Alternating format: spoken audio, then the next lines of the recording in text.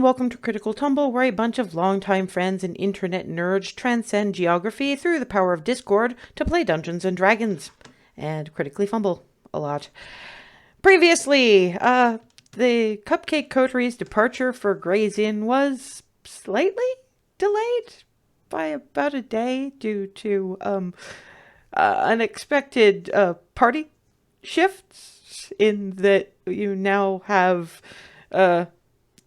little big sister and big little sister now kind of, it's all balanced out the way it's supposed to be age differential wise, but you still had Varydel, now a full adult, and figuring out what she can do. So most of that day was various bits of sparring, picking up new bits and pieces. Ava was fairly busy on their sort of makeshift shooting range, which had an awful lot of the kids kind of possibly getting slightly closer than you might be comfortable with while you're firing to whom it may concern, just sort of going, ooh.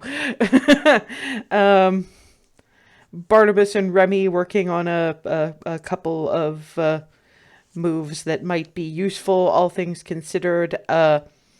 Alice more or less wailing on Hazel, trying to teach her how to deflect with an axe head, and colonizing their own little corner of the training grounds. Skylar and Furseth, who's still decent with a quarterstaff, as much as you can be when you're... I mean, he's still taller than Skylar, because Dragonborn. But they're a little bit more evenly matched on the on the combat scale, so that's funny to watch. And of course, fed various bits of dinner and effectively asked, "So you're heading out in the morning, I take it?"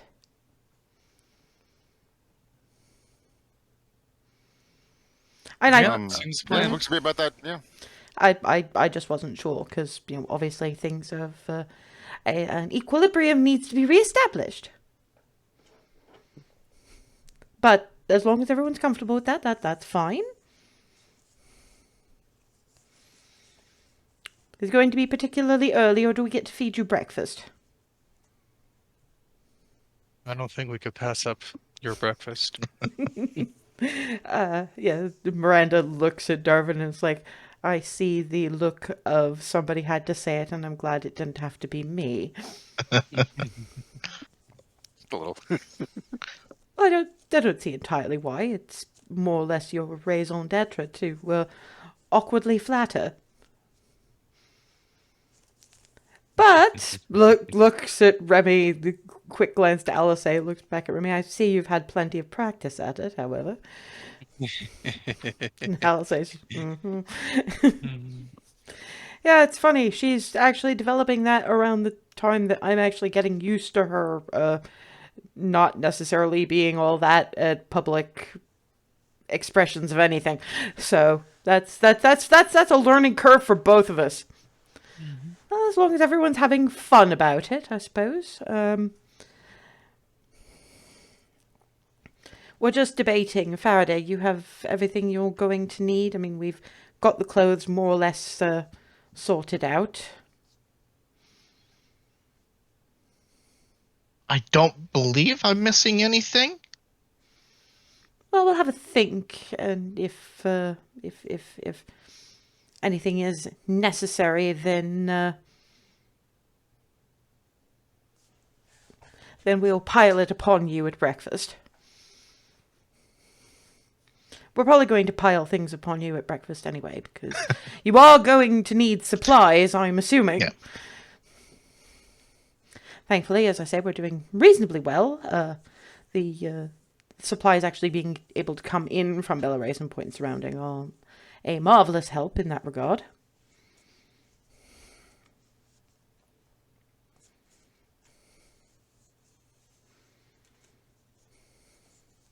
And so, yeah, dinner, shoot off to last warm drinks before bed, and Furseth does sort of stop Varydel and going, that conversation we had about what you went through before, I was going to tell them everything you'd said, but now there wasn't really time, so I guess you'll have to tell them now. Okay. It sounds... The only way it would sound reasonable coming from a child is if the child actually had it happening to them.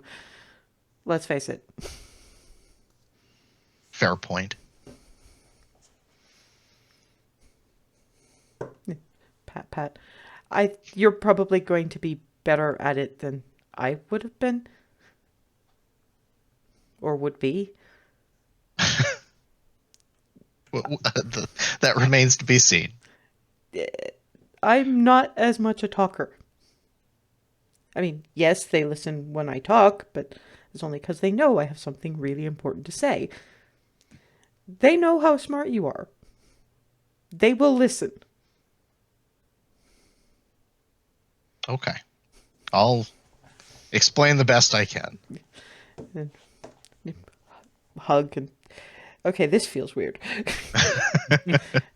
Goes off to join the boys who are still attempting to ask questions and just doing that first I guess, kind of responses. He doesn't know how far to go into this with a bunch of kids. It's complicated and confusing and not 100% their business, so... So, yeah, settling in, just tea for everybody, I imagine, because y'all do not need coffee before you're heading for bed. Doesn't matter for Ryland so much, he just trances, but still.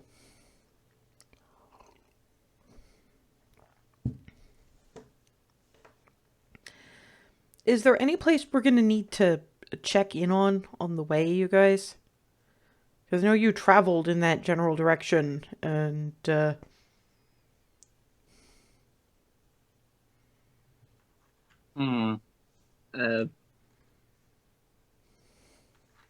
I don't know how well anyone who does remember who was there would, well, like a return trip, but I recall the Sullivan house. Oh yeah, the wizard. You were telling me about. The one that he's the one that Reese said don't be like the wizard when you're meeting my parents. Yep.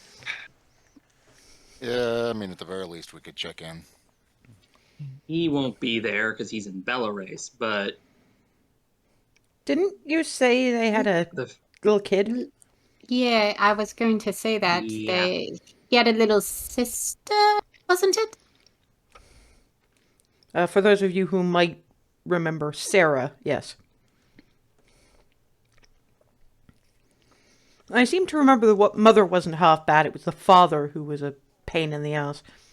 Yeah, no, Ava would not have met these people because this was on their first trip to Equitas. So it's Darvin, Clarity, Remy, and Hazel.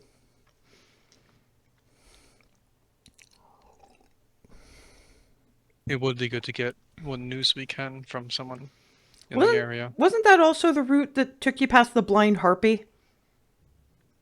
Yep. I know, but shouldn't we at least check? Yeah. Let's not I mean- stay there, though. Yeah. And look, I mean, although if any it's place is still standing, it's probably that one. look, it's still better than the place where they fed us some of the woodsman's dogs. Yeah. The innkeep took their dogs and made them into pie, and did not even skin or declaw them particularly well. We figured it out because there was a dog claw in somebody's pie. Who Yeah. are these people and can I murder them? It was the innkeep, and he got beaten to within an inch of his life by the woodsman. Literally. Quite literally. The only reason he didn't, Alright. the only reason he didn't die is because Hazel said he didn't deserve to. Are you sure about that? Oh, trust me. Trying to come back from all of that is Not No. not to without not to mention that the woodsman would keep coming back and continuing to administer beatings. Yeah, this was an ongoing The thing. the expression, I believe, is if you die, I can't hurt you anymore. Yeah.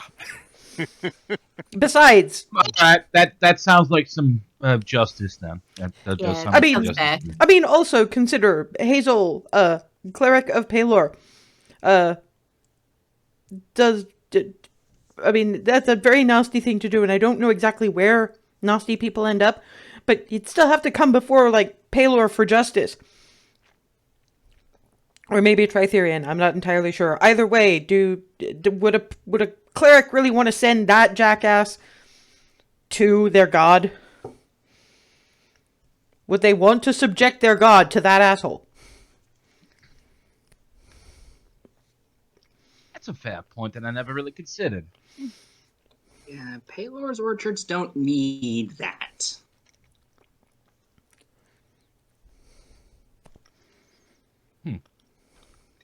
All right, makes sense. Yeah, it's normally only creature remains that go to the bone orchard. Yeah. Yeah, but I mean, well, no, Hazel doesn't actually know about the bone orchards. Your other character does. Hazel does not. yeah, it's like bone orchard. Sorry, I was talking about the celestial space where his. There's a similar material plane or concept, as I understand it from various travelers in Alzor High. It's a thing they do in Anbir. There's technically, it's a literal orchard. It's called the Bone Orchard. It's called that because the remains of great heroes are buried there with a seed of some kind of fruit tree planted above. And obviously the body of the hero becomes a part of this tree, but you still need to fertilize the tree. So you go out and they've got some clerics that, or cleric-ishes, druids and the like, who go out and hunt up specific things, strong creatures that that it serves the gods to kill, and then they use the remains to fertilize particular trees in the bone orchard. Interesting. Cycle of life sort of thing. I think the fruit goes into things for very specialized feasts. Yeah. Sharing communion with great heroes kind of deal. Letting the hero continue their deeds in a, as you say, cycle of life manner through the heroes that have partaken.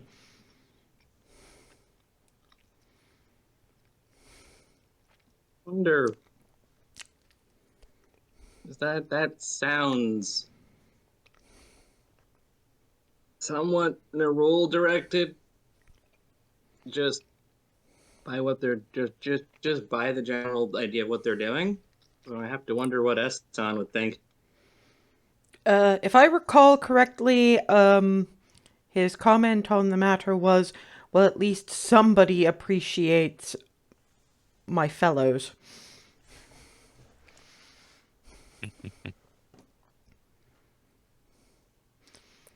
But You'll Paylor, never not be grumpy. But Paylor is somewhat involved, as is Baori, so I imagine that if you wanted to start a bone orchard of your own someday, Hazel, Goldendale would not be a bad place to do it.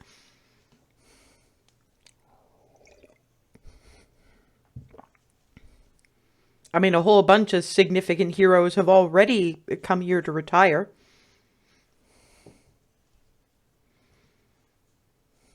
One more reason for me to go there. to find out more. Hmm.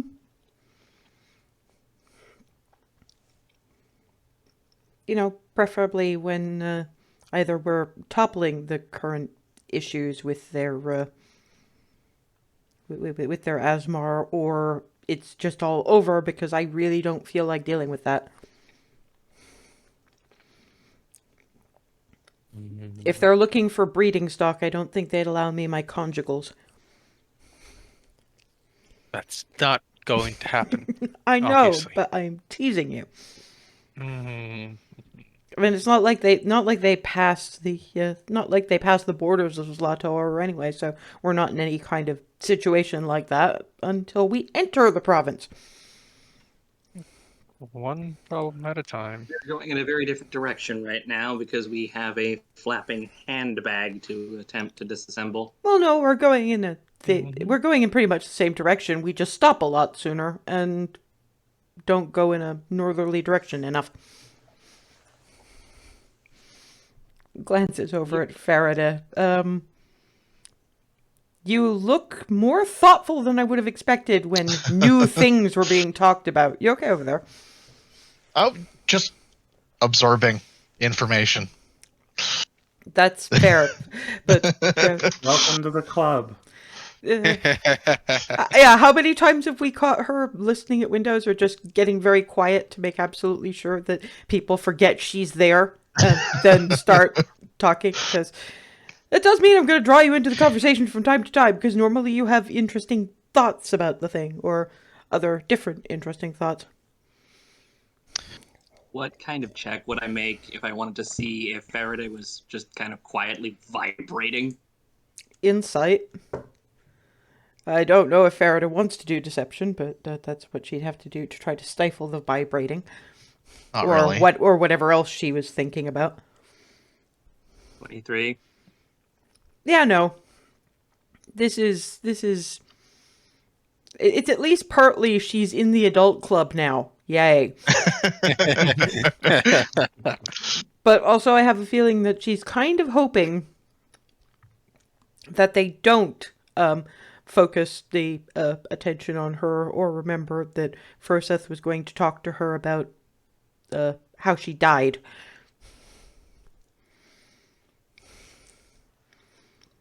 I mean, she knows it. She knows it has to be said, but it's Yeah. still, yeah. It was one thing saying it to Froseth, but nah. It's important, but it's not really that important yet. Plus, they're talking about interesting things, so yay. Yeah. Kind of amused look, and then back to food. Well, tea, basically. You're still in the evening phases. Okay. Welcome to the club. We have tea. Yeah, this is going to be interesting. Yeah, if I correct me if I'm wrong, but the Blind Harpy was the bed bugs, the rats, and the stew that was mostly cabbage, and the Sullivans were particularly the father speciesist assholes. Yep. As I remember, the mother wised up, but Yeah, I think I disguised myself for part of it, but it's only lasted for an hour, so. I don't think you did, because Sigwald didn't know that his parents were like that. Did it somewhere. It was a long time ago. I think it was when you were being Darvin's hype person. Yeah. In a different inn. Yep. Actually, in the Gray's Inn. That's the one. Yep. Yeah. That was amazing. So, just- yeah. Wow. If I remember from the story Darvin was telling, the Blind Harpy, Froseth wasn't bugged by the bed bugs because the scales, but a rat got into his herbalism kit, ate something it shouldn't have, and died. Flitty, I think, called him a mighty hunter. Well, yeah, hunted in his sleep, essentially. I don't know if you want the grotty awful places as much as you want the cool and shiny places. I know it's all experience, but I believe cabbage stew and piss water. Yeah, when I wasn't, and I think Hazel slept outside. Yes. She's the Yes, smartest of all of us. Yes. I'm kind of glad I missed that one, but I kind of wonder what would happen if I walked into a bar like that. Several people would find religion very quickly. Exactly. Oh boy. Let's hope one of them would be the barkeep. Maybe he'd stop pissing in the ale. One can only hope. That's a small aside. Thank you for the just reminding us of the sheer quantity of nonsense in there that Delphine would immediately latch onto. Okay. Anyway, yes. But yes, with that's not even just a different game. That's an entirely different. That's 2 universes down and to the left.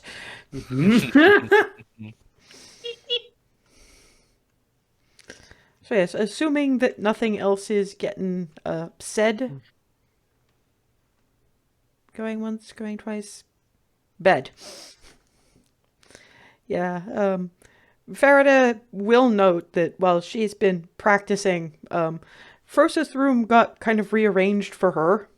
It's now got sign with her name on it, and there's a lot more bookshelf.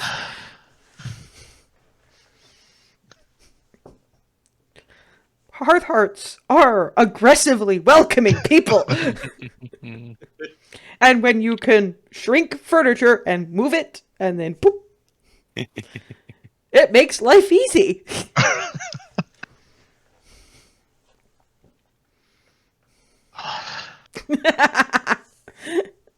Just how like- little I noticed of this how little I noticed of this when I was tiny. I think you probably took it for granted when you were tiny. It's like, this is how normal people behave when they're not being assholes. And now it's anybody who's not aggressively welcoming you look at and go, but wait, aren't we supposed to... But wait, what? Yeah, that was something I noticed. There's a distinct lack of that everywhere else, and that's just a little bit annoying. Well, not everywhere else. The Cathay farm was pretty aggressively welcoming. Yeah, it's not everywhere, but and Most places. I wouldn't say annoying, but disappointing a little. Yeah, means the world's not quite as nice as you thought. You know. For you, it's disappointing. For me, it's annoying. Okay, fair. Raised by halflings, she's got that hospitality sensibility.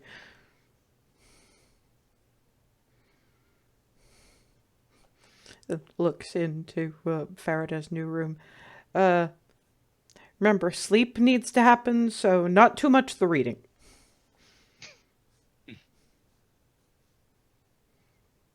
No promises. You're an adult now. I'm just warning you. If we have to have combat and you're too tired to have combat, that's going to be a problem. That's a good point. Hoppy can only do so much. Walks into Darvin's room, picks up his pillow, poof, in the face. Okay, I earned that. Yep. And yeah, failing that, morning happens, and it's still not quite light when you guys wake up because, again, sun rises very late in the day this time of year. And what you wake up, part of the reason y'all are awake quite that early instead of waking with the sun is wham, wham, wham, wham on the door. Not angry exactly, it's just the impression is someone who cannot help but knock heavily. Wham, wham, wham, wham. That's not halflings. We gotta get up. We gotta get up. You have to get up first, because otherwise I roll over you. And then we're not getting out of bed for at least another hour, so... It's tempting. But then wham, wham, Remy will wham, roll wham. out. I'm assuming that Rylan is probably the one getting it since Ryland's Yeah, the one who doesn't probably. sleep. Probably. It opens the door and Jenna. And of course it's Oh. the elf. You lot needed a sledge. I brought a sledge. Also, I wanted to see the I wanted to see the change. What happened to my sword? That's your... I imagine that so many people explain so many things to you that you kind of lost the thread now. Most of the weapons they It's got. less that I've lost the thread, it's more that all of the threads have become a knotted ball of yarn, so trying to find any one thread is a nightmare. I'm gonna go grab the other ones.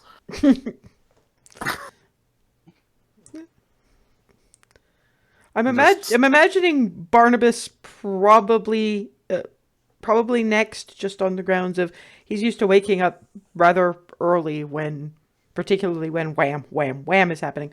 So yeah, that finds Jenna standing in the front room. Morning.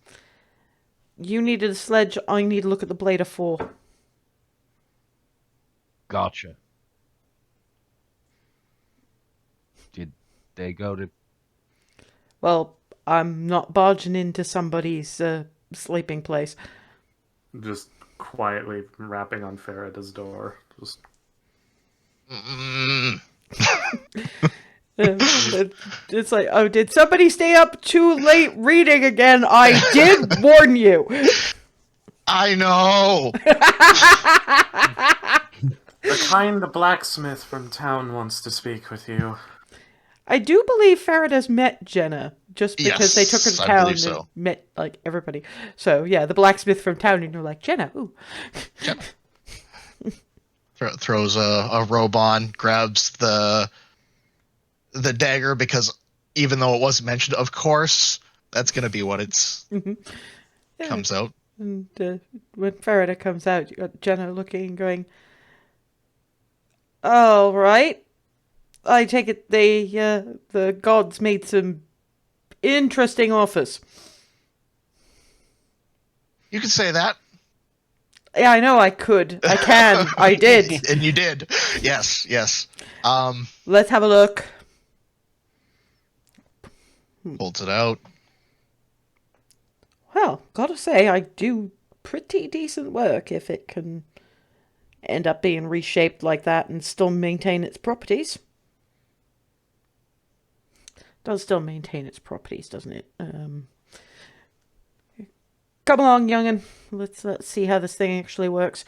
You probably won't be having combat. Well, you'll need that today. So, steps outside and gestures with the blade and wall of stone across the yard. And still works as awakened intended. Hands it back to Faraday. You got explained exactly how this thing works and how you need to focus on whatever element you want to be waving about. Good. Apparently, it's also seems to work as a focus. Well, where I don't know if that worked before. Might have done if it had a magically potent type waving it about. It's always been some kind of conduit for magic. It's just now your magic, not just the element's magic. And yes, I was tasked to put together a sledge that was going to carry you lot plus supplies when hauled by one giant moose. Which was a more interesting challenge than I generally get, so I suppose I should be rather grateful for that. And you guys are, as you're putting on clothes and heading out, you're hearing Jenna booming voice. Of course, you did also hear the and looked out one of the windows, and there's this stone wall.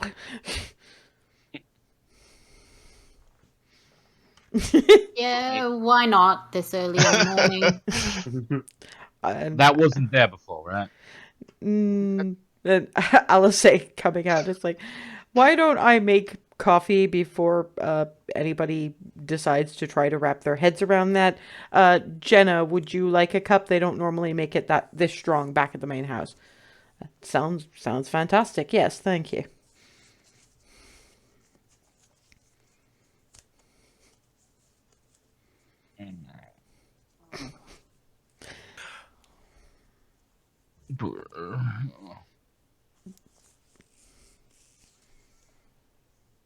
Darvin, you have face. Why do you have face? Arvin's looking over at Barnabas contemplatively. You see me in the morning before I had coffee. What are you looking at? That echo, for lack of a better way to call it, that you do is giving me ideas that I might want to talk with you about at some point. But coffee first. After coffee. Right now, you tell me something, and 20 minutes later, I'll be like, there were words. Maybe. Later. Much later. Just Barnabas, if the word threesome comes up, run. Oh my god.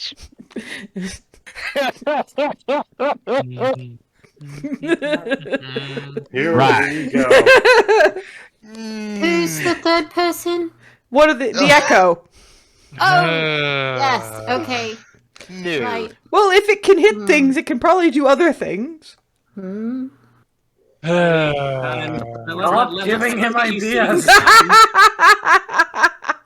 It's just And slumped next to caffeine. like against Hazel. Yep. No. Nope. Nope. Nope. Nope. Nope. Too early for this. Nope. Nope. Nope. Congratulations, you have broken the bard. Or one of the bards. She puts the coffee down in front of Barnabas and looks over at Darvin. You could just say you're cute, but not my type. I mean, he's not my type, and I want to show if I can do that or not to him. I'm not really interested. Yeah, no. Love you, Barnes. Not like that. Fair enough. Well, it woke some people up. By this point, she's put coffee in front of everyone, up to and including the significantly blushing ones.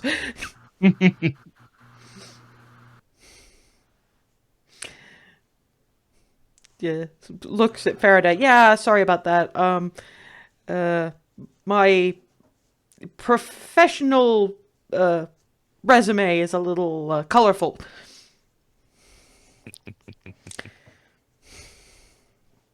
Tarpon holds up his coffee cup to that one. Yeah, you should know. He spent how much money on various individuals? All worth it.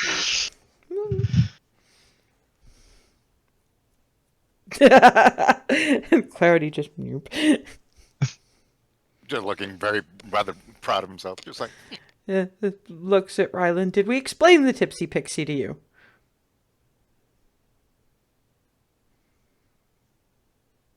No, not to my recollection.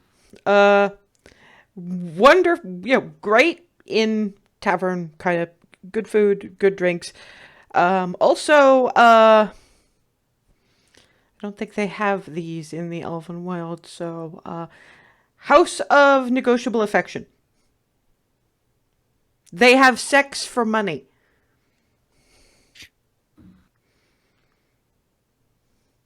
We had sex for money. Yep. You don't count. I gave you back. Yeah, I remember that, but I'm just Just how making we sure met. you don't give people the wrong idea. no, I mean, Because Rylan is easily married now. confused. Yes, I know, but Rylan is easily confused, and Faraday's a little new at this. that is true. Ryland.exe has crashed. Send help. Rylan,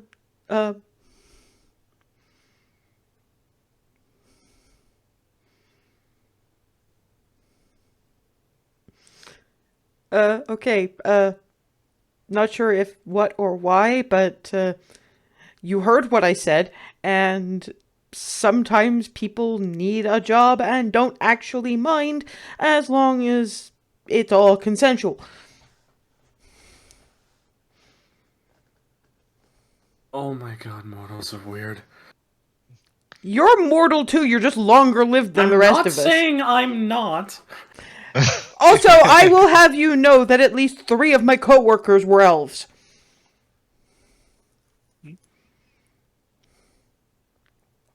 Good to know. Not for the reason you're probably thinking, but good to know.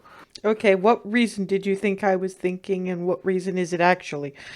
I don't know. My brain just thought you would all assume it was the sex thing, and it's not that. Well, I mean, I wasn't going to make any assumptions about what kind of booty you were or were not getting at home.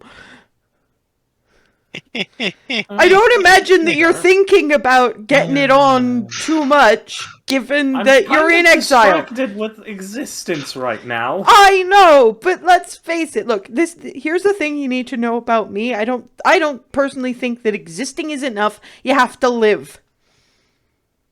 And if life involves laying down some gold for laying down somebody you find particularly attractive, then more power to you.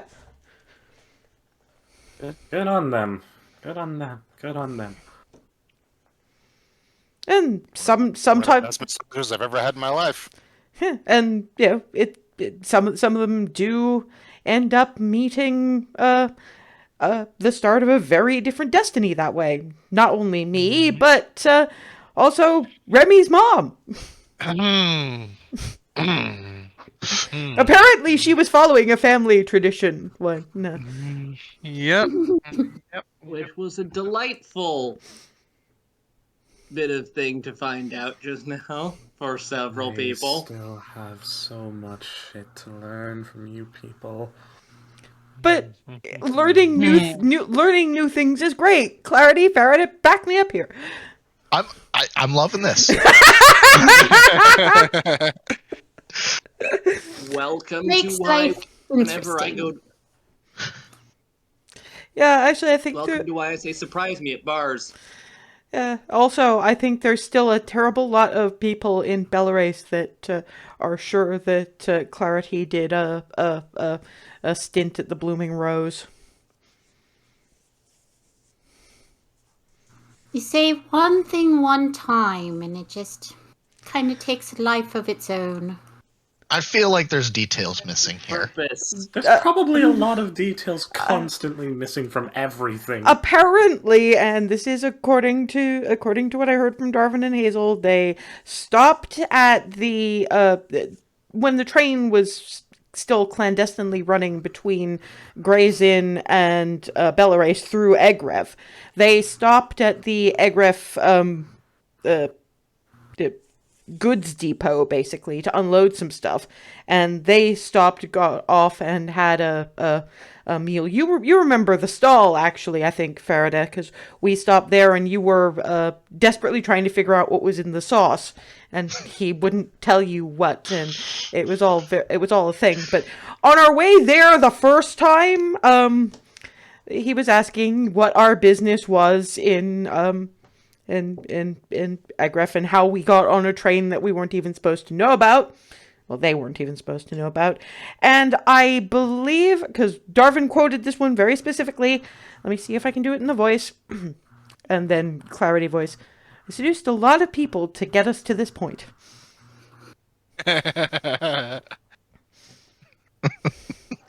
So he automatically assumed that she worked at the Blooming Rose, which is one of Belarus's more storied and well-appointed brothels, and assumed that she was taking along her own bodyguard and healthcare professional, for lack of a better word, and complimented her on her forward thinking. So apparently that just never went away. I'm It thinking seems about it's done more than Snowball. I'm thinking about making it an alternate persona at some point. Not a bad cover identity. You probably want to go a little bit more flamboyant than Emmy, though, if you're... Yeah, well, I was thinking that there'd be some sort of like the blue topaz or I don't know. It's still early, you guys. I can be more creative than this. Yeah, it's very early still. Well, Belerace is a seafront town, so perhaps the Sapphire of the Shores? That's very nice. Works for me. Lean, numb on. Basically, I'm gonna numb on her ear briefly and lean back to vertical. I think we need to put breakfast in Hazel before she numps bits that her girlfriend is probably gonna want to keep. Nah, she can have most of it. I think you might look ever so slightly weird, and Hazel should know better because apparently the mouths on all of us are full of disease. Yes, I know she could cure it later. Not the point. Your ears are good. You should keep them. She can have a nibble once in a while as a treat, as long as she doesn't take anything away.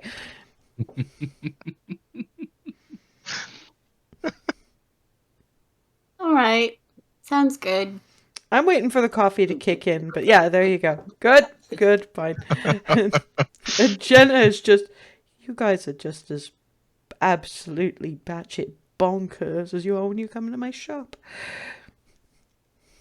They haven't really stopped, and I've barely known them a few days. I see them in bits and scraps, really, but it's always a bit this. That seems about right. But now, instead of a silver dragonborn sitting in the corner with a look on his face that says, "The monastery did not prepare me for this," we have a silver dragonborn sitting in the corner going, "Ooh, let's learn more." Which you may have noticed, I'm not saying much of anything about it, but I suppose this is the kind of education you're probably gonna need. In a safe sort of spot where a mistake isn't going to get you dead, pregnant, dead, suffering some venereal disease, and dead again.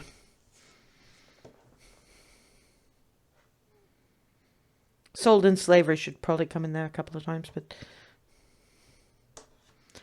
it's not the safest world out there. But put it to you this way, you're probably fine, because the only real trouble this lot's going to let you get into is the trouble they cause you.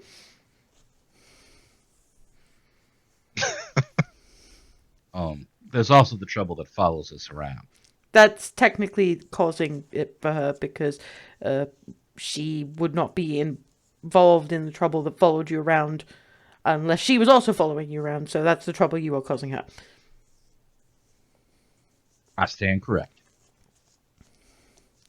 Right, I'm gonna head back to the workshop, because while it's nice to check in with that lot, I think a dozen children is probably a bit much for me to deal with first thing in the morning. Enjoy your sledge, try not to die. Thank you. We'll do our best. Thank you, Jenna. Twilly Thank you. and Miranda are terrible grumps if anyone they care about actually dies, so don't do it. Don't make me put up with that. Out the door slam.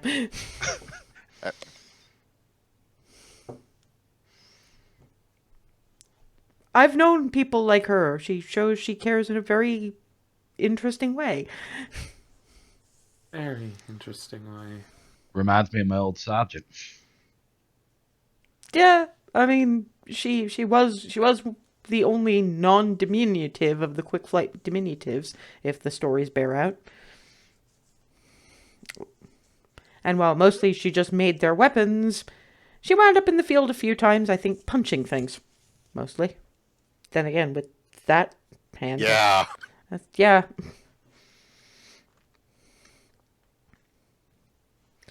Breakfast. Right. Reason. Wait. It Oh, basically Or how grab. I manifest spiritual weapons as her fist. Yes, while Hazel's saying that, Alice sort of takes her under the armpits and lift. Breakfast. oh yeah. Just, Yes.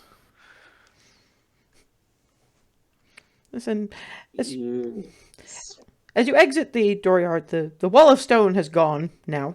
I'm pretty sure it won't last if somebody doesn't want it to. But what is also there is, I mean, those of you, I think it's basically all of you, even Farida, who's got very, very vague memories of similar sorts of conveyances that brought trade goods back and forth. It's a sled of the people, basically.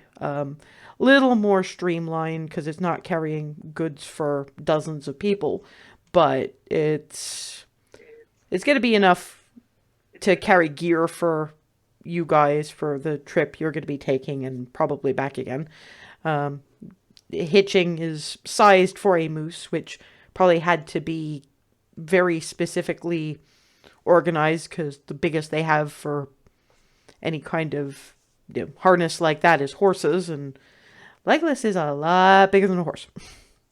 even a warhorse. Because, it's bigger than the average moose, so yes.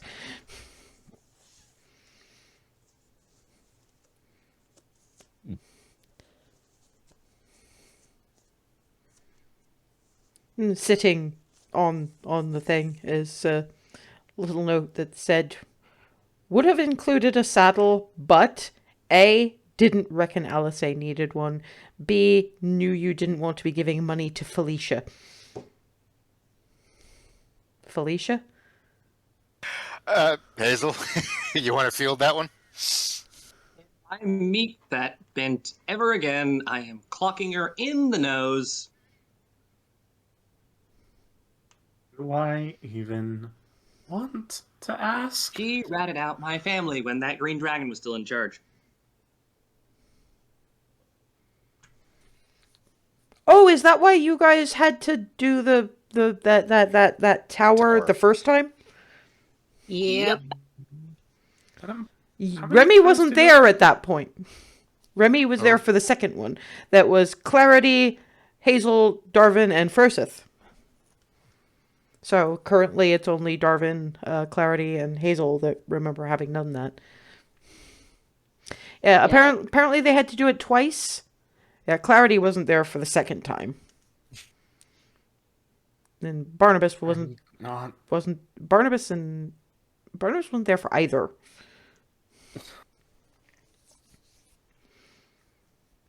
But yeah, the second one was a bit more complex, I think. Well, I mean, Yep, and the second time was because of they petrified Twilly. Mom. yeah, I seem to remember that any time we set off any trap, something hit the statue that was Twilly. Yeah. That was also the same place where, on the escape, I had to throw Ava past several traps. I missed the yeet, but only because I was having to be dimension doored, if memory serves me. At least That was the story where Froseth had to jump out the window, right? I think Yes. so, yes. Yes, because, of all of us, he was the only one who could actually manage a jump out the window. I mean, I have my wings, but given that I also had Twilly, it was easier just to have Darvin grab and poof. We've had some interesting times. I can very much tell that. We should tell tell at least some of them over breakfast. The kids would be amused. I'm just glad we got past that one door. Oh, yeah. I don't. Oof. Well, And that apparently there's been no long-term effects from all that. magic is a wonderful curative. Yeah, they Rylan, this one you probably ought to hear before we go in there. The people that they took from the group were Twilly because magic, Keth because he tried to hit one of the ones taking Twilly with a shovel. Candor because demon spawn. And Skylar because heathen, because she worships Bahamut. She also had a really bad chest infection at the time. So they put her in Fucking hell. a room that reacted, that the trigger was light, basically. And if any light entered that room, it would fill with poison gas, and Skylar was already not doing well, so yeah. We gave, I gave Hazel a quick set of pointers on how to pick a lock, gave her a little bit of divine nudging in terms of how else she could do a thing, and then we shut the door, because basically it was corridor, room Skylar was in, so we all left so that Hazel could pick the lock in pitch black and get Skylar out, which obviously they did, with no poison to speak of, but it was messy all around, basically.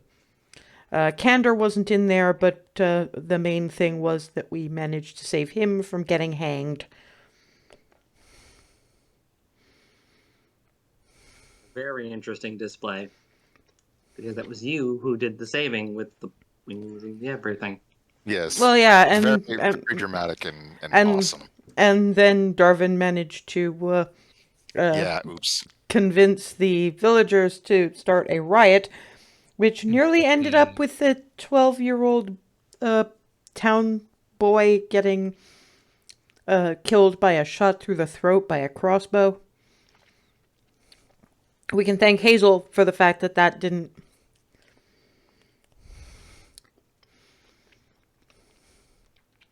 Goldendale Town's had its problems. Barely. Holy hell. Also, now that I'm thinking on it, Hazel, I was so relieved and still just shook about the situation that Skylar had been put in. I don't know if I ever told you just how proud I was of you in that moment when you got through the door and got her out. Kudos. Oh, she take the compliment, damn it. I'm taking it. Okay. She's... Just quietly. Yeah, and... Okay, fair. And also, you know, I can kind of get it because that's part her and part her god. So it's part taking the compliment and part giving the rest of the compliment where it's due. Okay, fair.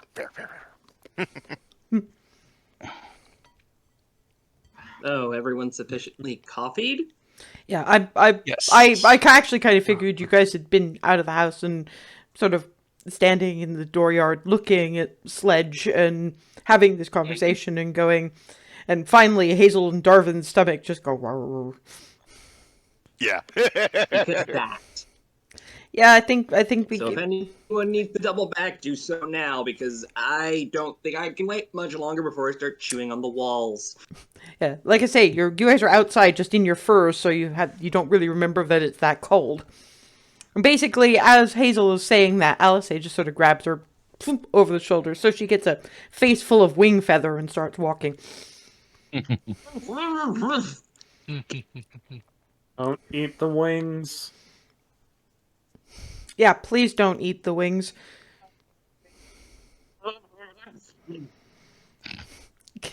And it knocks and then opens the door. Half-elf delivery. Poof. And Miranda looks at Twilly. Did we order one of those? Oh, probably. We order so many of that kind of thing, I completely forget. Sit down, all of you. Distinct meeping noise, and I'm trying to affix myself to the table. Yes. You do not have pancakes, but in honor of Barnabas, you have waffles.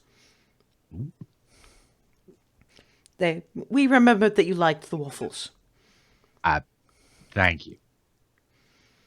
Well, you deserve to have the things that you consider favorites once in a while.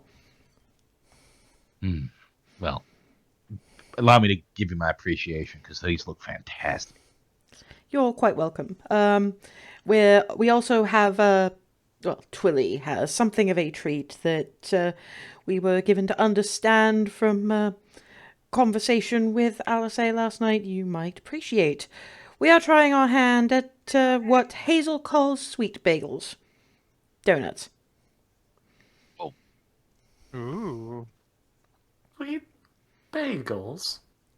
Well, they look like bagels, and some of them look like bagels, anyhow. And but they're sweet, so sweet bagels. It made perfect sense in Hazel's head, and I can't say I blame her.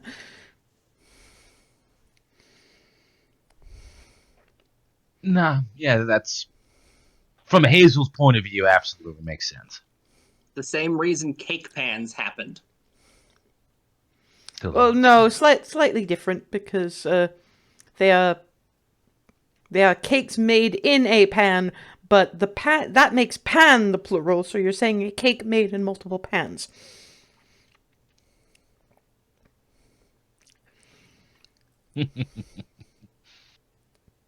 My ability to common was a little weird at best at the time. Yes, and we kept it up because we thought it was adorable. Or rather, Xana thought it was adorable and would not let it die. You guys who grow up that fast are really, really cute. Speaking of people growing up really, really, really fast, Faraday, Froseth asked me to do a thing. You know his gi that he got from Edwina? Yes. It took a lot of doing, but pulls out white fabric. I think I kept the spell, but I made it into a dress. Froseth is just you need the necrotic resistance.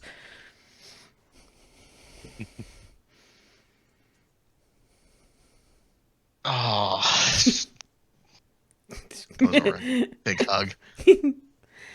I like making the things, and Rosa still has the gloves, so because I don't think you're gonna need those. I don't think you're gonna be punching things a lot. Probably not. I'm not very good at that. Rosa's like, you have to learn to be that good at that. I'm not even that good at that anymore. Still pretty good at that, but not as good as I was when I was your height. The change is quite dramatic. You got Skylar going, how does everything look from all the way up there?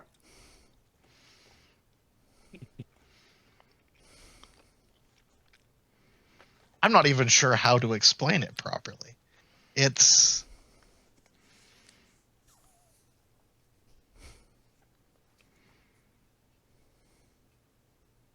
nice, comes with its own set of, I wouldn't say problems, but Challenges! yes. Like having to bend so you don't bonk your head on the roof beams. Exactly. And the longer tail, not shutting that in the door. I feel you there. I've only just really got used to tucking my wings in when I'm shutting a door behind me.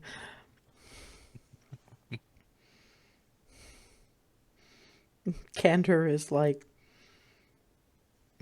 yeah. I mean, I'm used to mine. It's always kind of been that way, but I feel you, you know? You gotta watch out for the growth spurts. I mean, yours is a little extreme, but A normal little? growth spurts too. Well, under exaggerating for Comedic effect. Yeah. Yeah. Miranda's like, Faraday, I wouldn't worry about it. I think that first growth spurt was your last. Probably. I mean, and Twilly's like, unless somebody casts Enlarge Reduce on you, and that's an entirely different thing. I was just thinking, I was like, I'm sure there's probably a magical exception there, but Rule of thumb I've learned is that there's probably a magical exception to every rule in existence at this point. well, yeah, but if it weren't, it wouldn't be magic, right? Fair enough. Magic is a tool, not a solution. Fair It's enough. an egg ref. Unless it isn't. No, magic is a tool in Aircraft too.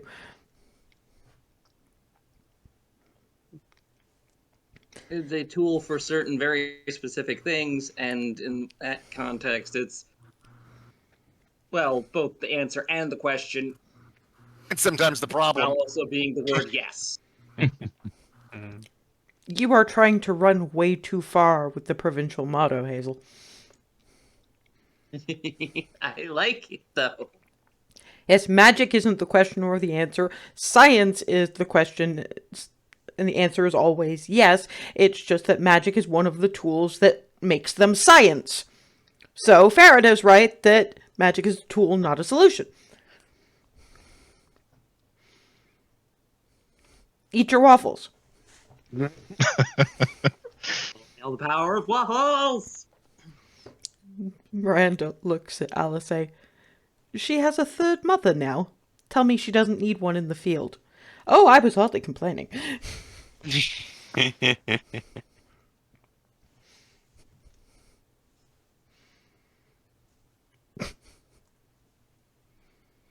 That's just allergies from Ethan, I think. So yes, Yeah, sorry. you have a cat invading. You had a cat invading your laundry, Brian. They do that. Hi, Nightmare. Hello. Void kitty. Lovely kitty. Very pretty kitty. Void kitty going, wait, no. Did not sign up for this. All right, fine. No, it's still kind of looking for an out. It's like, the laundry's there. I want to play with it.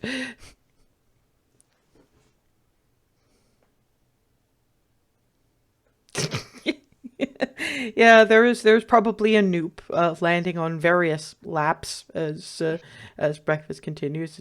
Fun for Rylan when all of a sudden, like, 18 pounds of kitty just lands in their lap. Woomph.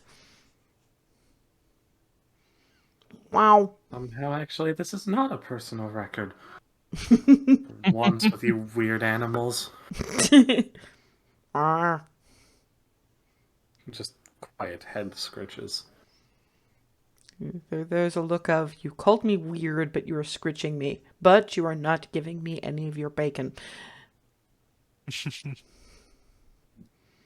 be fair, I find all animals weird. Everything is weird in its own, well, weird way. The most normal animal we've ever met, and you still think Noop is weird. Okay.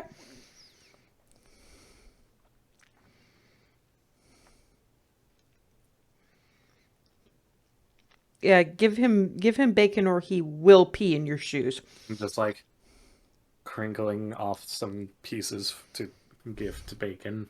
Nomph. Bacon just vanishes. Just nomph. On. There is no more Bacon. There is only Numph. Yep. Nomph and Noop. No. Nomph by Noop. Mm-hmm. Meanwhile, Nump. Noof Nomp? And Nump by Noof. Noop. Noof Nump. Oh god damn it, backwards. Yeah, there you go. Damn it. One of the good things about Faraday's height is she can actually see the little breakfast party of Jaloy Flitty and sunshine in the rafters. Yeah, Jaloy just serving up little plates of. Somehow there's managed to be a teeny tiny waffle iron. Oh, So currently you're having. They're having teeny tiny waffles and scraps of bacon, and these are very very happy fairy dragons.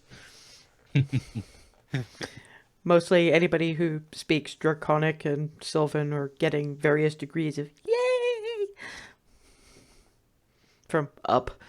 But it's Faraday and a bit Barnabas who can actually see the mini breakfast up above them.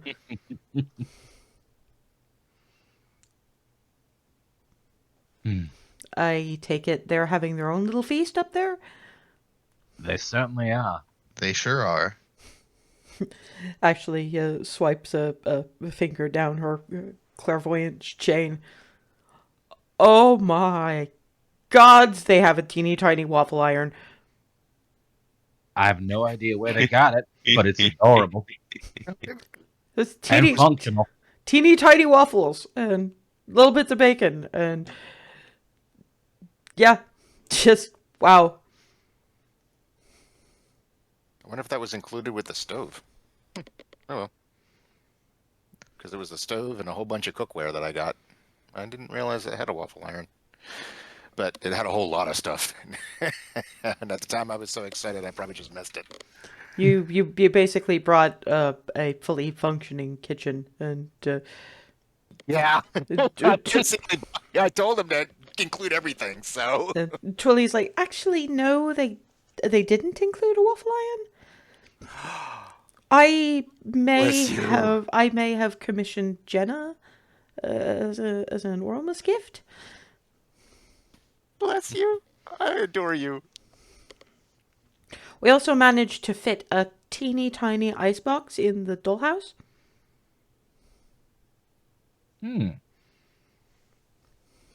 She gets to be a bit more self-sufficient that way. I just it just warms my heart to know that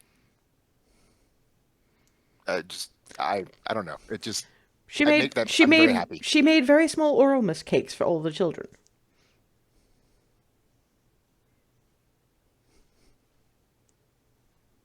And Jaloy sort of peers over.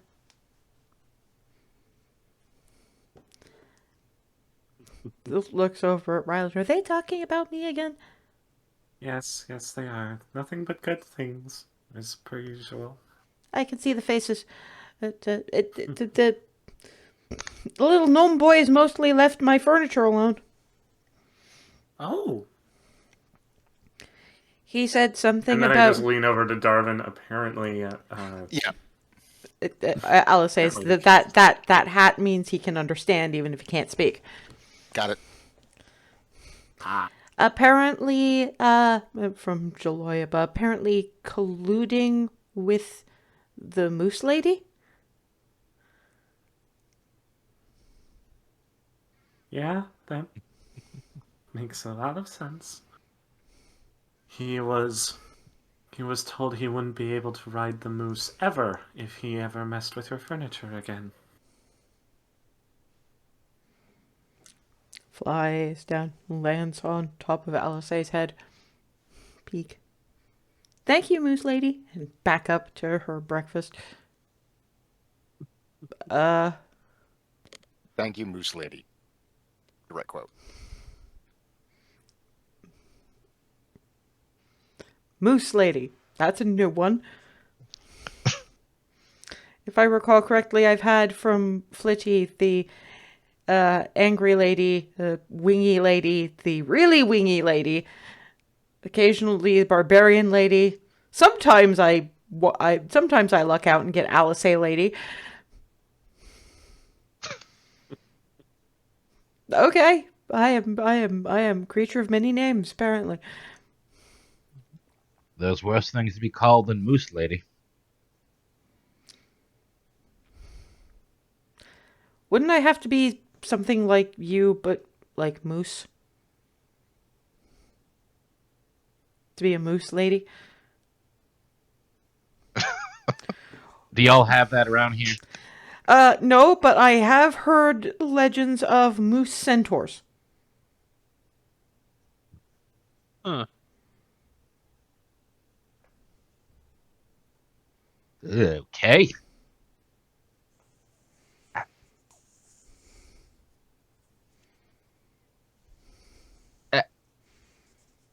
Never mind. Never mind. Broke Never mind. Rylan again. I don't want to know. Actually, you So know, this is just the full Nyx breaking at yeah. this point. To be fair, Rylan actually knows that there is truth behind the stories of moose centaurs. You had some very interesting trade negotiations with the local moose centaur colony.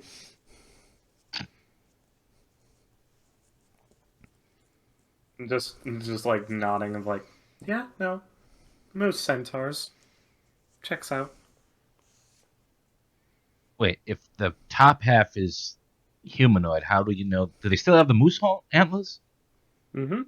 And besides, you may have noticed that the hooves of a moose are not like the hooves of a horse. There's also that. There's also That's true. differing hooves. But yes, I've been told they have the very impressive racks. Phrasing. I'm gonna try it, don't I? Well, no, actually, in all fairness, it works both ways because male moose, I think down here, male moose are the ones that have the antlers. So one way or another, fantastic racks. Thank you. Somebody appreciates me. Barnabas just grabs a donut and just I'm going to concentrate on the donut and not think about what I just heard. Yeah. So what you have is apple cinnamon filling.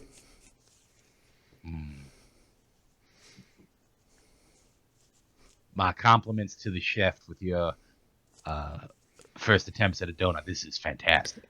It's hardly my first attempt at a donut, dear.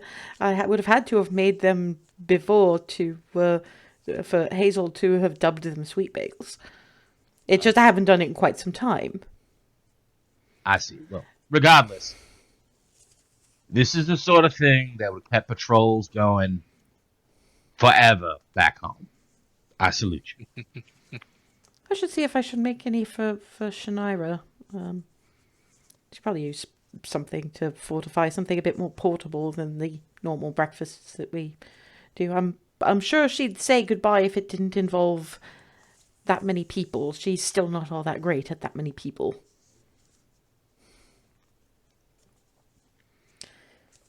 But if you're all about finishing breakfast, I suppose goodbyes had best be said while we're loading up your various supplies. I know Hazel's got plenty of bits and pieces in her bag of holding, and Twilly is just, yes, but she did manage to get most of the things that are largely empty calories anyway.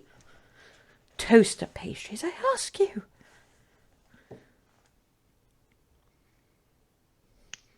You couldn't have got one. Variety pack. I had to. You couldn't have got one of. You got a toaster, but you couldn't have got one of those sandwich presses as well.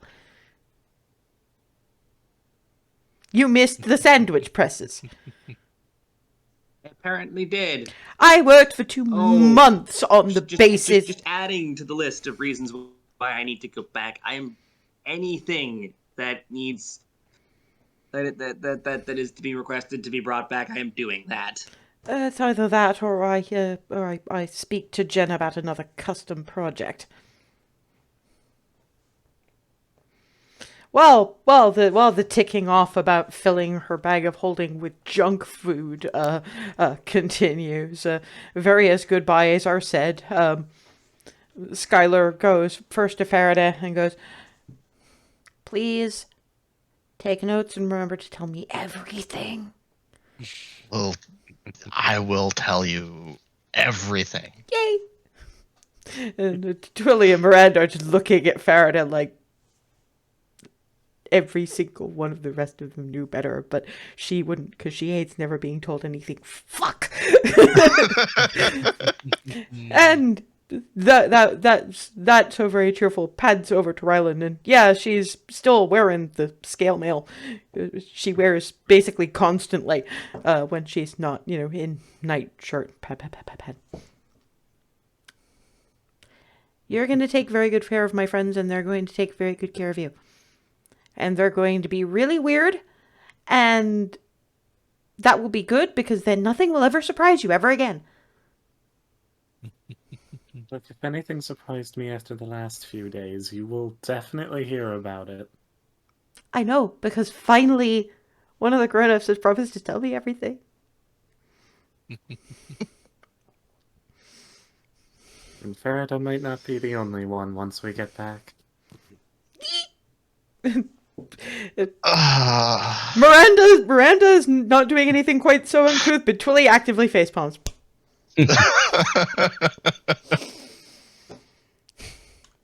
Candor just walks up to Clarity. It's like,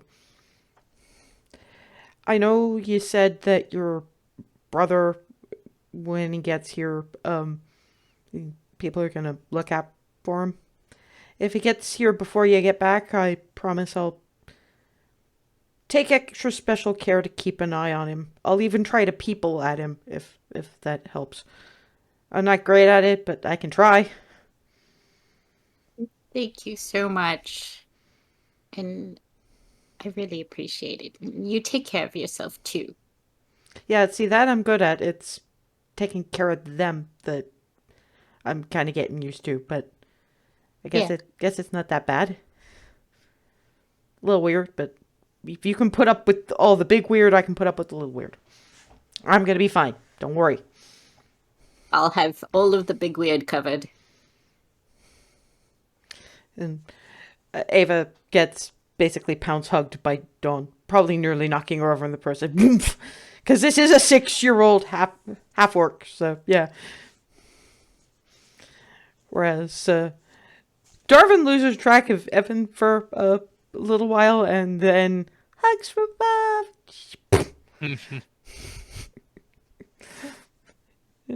And he also hearing Julie, at least he didn't step in my breakfast. Yes, but yeah, he's dropped into Darvin's arms and scooped into hugs. So Trying not to squeeze too much as I'm laughing at the same time. 'Cause it's like, squeeze, squeeze, squeeze. And as Skylar's kind of pulling back everybody else afterwards sort of winds up hugging Hazel because Hazel's the one they grew up with. And while Skylar's hurting them back, turns around to Remy and gives a salute with if it had been a sword, it would have been a proper mercenary company salute kind of. Remy salutes back. Right, Keth's been loading everything, so do be careful and do take care of yourselves. At the very least, two of you have promised Skylar stories. I'm gonna go up to Froseth and look because down he's at just him. been. Yeah, I'll just be like, it's a little weird that going places without you, but you take care of yourself too, all right? I'm better at taking care of everybody else, but I'll try. And if you spar with Skylar, you be careful not to do the same thing you did to Nora. She's actually never let me do that. I mean, I just don't think she expected me to be that fast. I think in her experience, big meant slow. Skylar doesn't make that mistake. But we're both pretty careful not to do that to each other. Be safe. Yeah, you too. And gives you all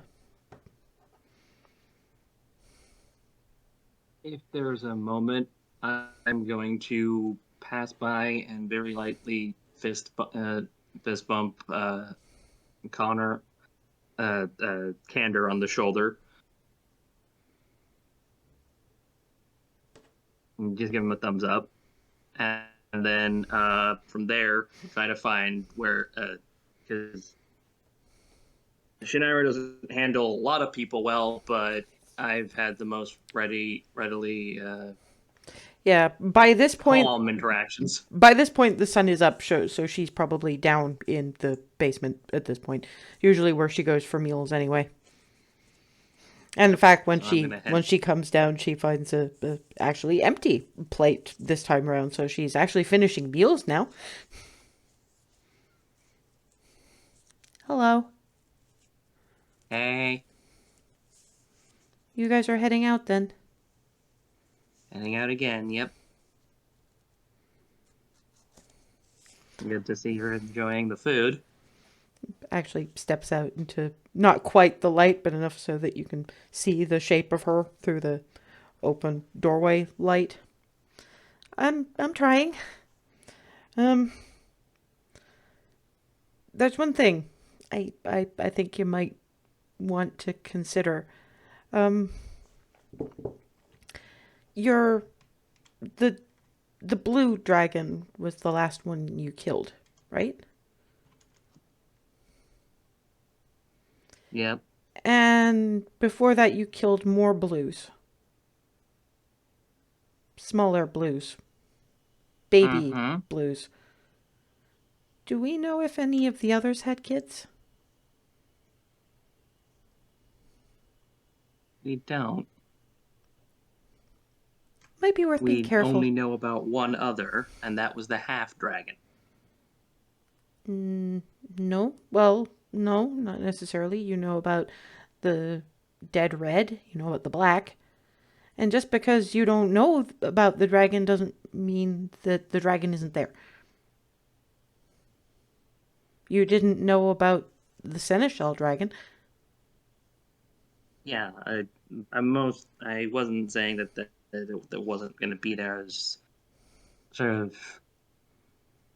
I was saying that yeah, we don't know. You're right.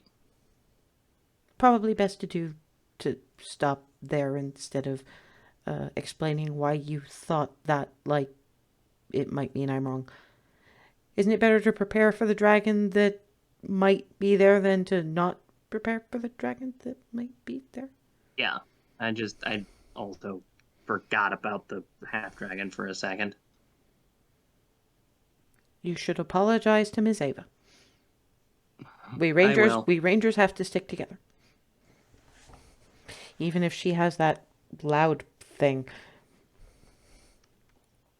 Trigger you. Be safe, and vanishes into the shadow. You too, okay? I know you're charged with keeping everyone here safe, but you keep yourself safe too. Peek. I'm not charged, I just do it. You charged yourself with it. Stop arguing with me and go. Small salute, grin, out. And after various bits of hugs, packed bits, Barnabas gets sack of long life donuts. Please don't eat them all at once.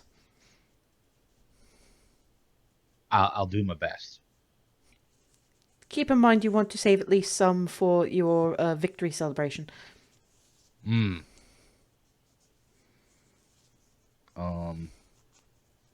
Alice goes, empty a smaller bag and I'll keep it in my bag of holding. Thank you. It does that. And with that, you guys head out in the general direction of Gray's Inn on sled with Alice. And who wants to ride Mooseback with Alice? I'm guessing Remy is probably the first volunteer because she's used to that kind of thing. It's like, I did promise Varydel a ride at some point though, so we'll do that, but probably best to stick with the usual for a start. So you all organize yourselves into the sleds and sled. Mostly using your bags and baggage for backrests. And off you go. And we're past break time now, so when we come back, we will do some various bits and pieces about the trip. And we're back en route to graze in on Mooseback. Well, Mooseback and sled. It's actually going faster than it was in the autumn, simply because, 2 horses is one thing, but a moose in a winter that is not this moose's usual winter is just blowing down what might have been a road. Sometimes it's not the road, you don't think, but moose doesn't care. Moose is just, we go that way. Of course, part of the reason I think Remy has to ride with Alice, at least in part of it, is because you can't see the roads. Somebody who's at least partly responsible for steering the moose needs to know which direction they're going. Yes. But every so often, when Remy is suggesting maybe turn a bit that way, gets a slight slowdown and a tilt to the head from the moose, like, why the fuck are you telling me what to do? At which point Alice makes a gesture going, my Rika, you listen to her too. And the moose going slightly faster out of spite.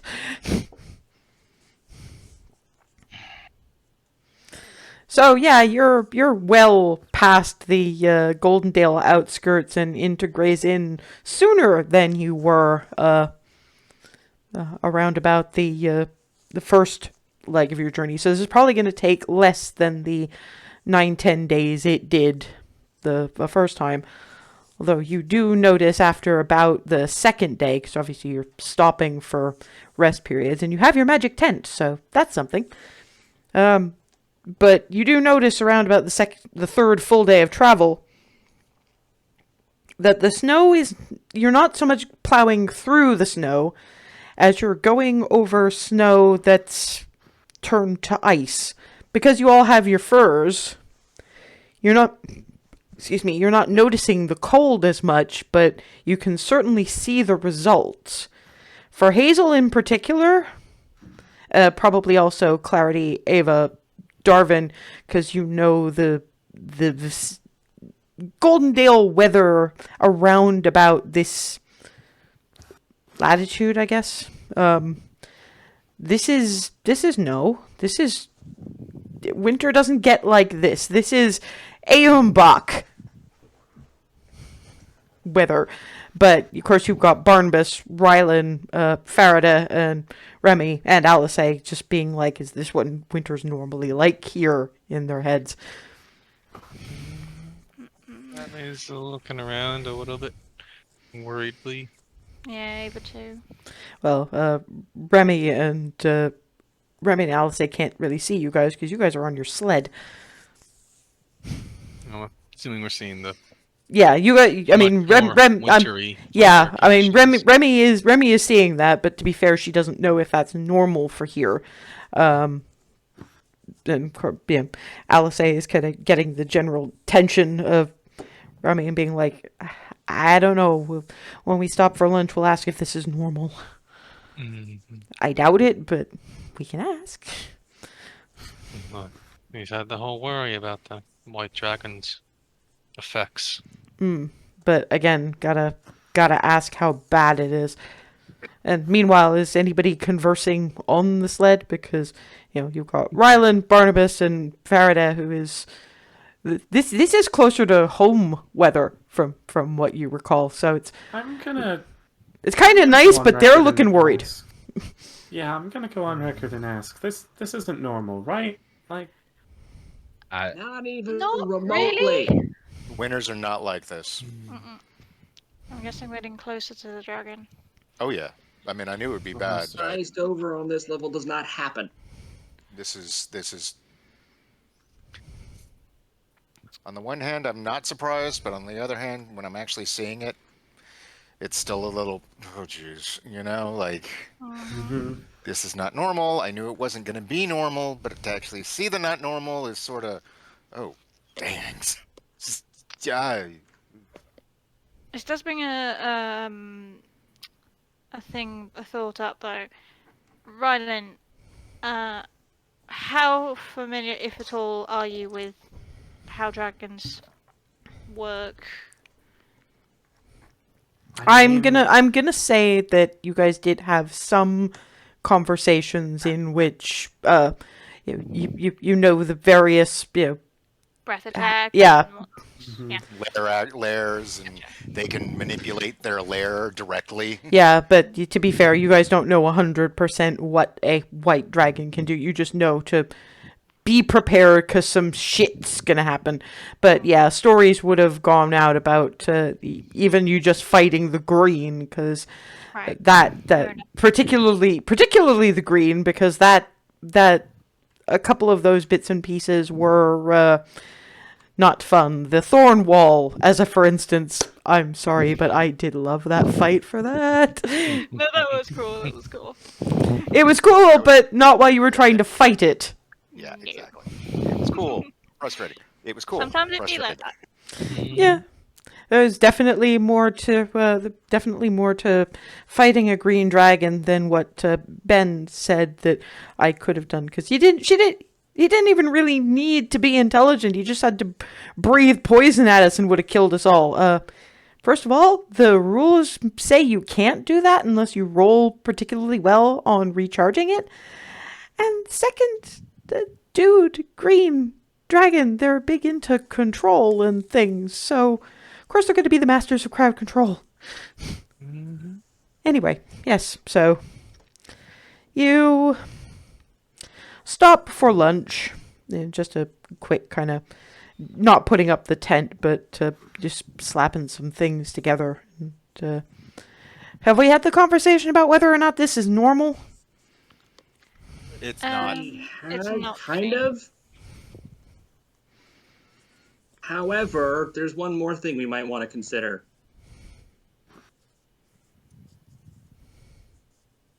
Remember, the ancient green, rather, had kids, one of which we took out.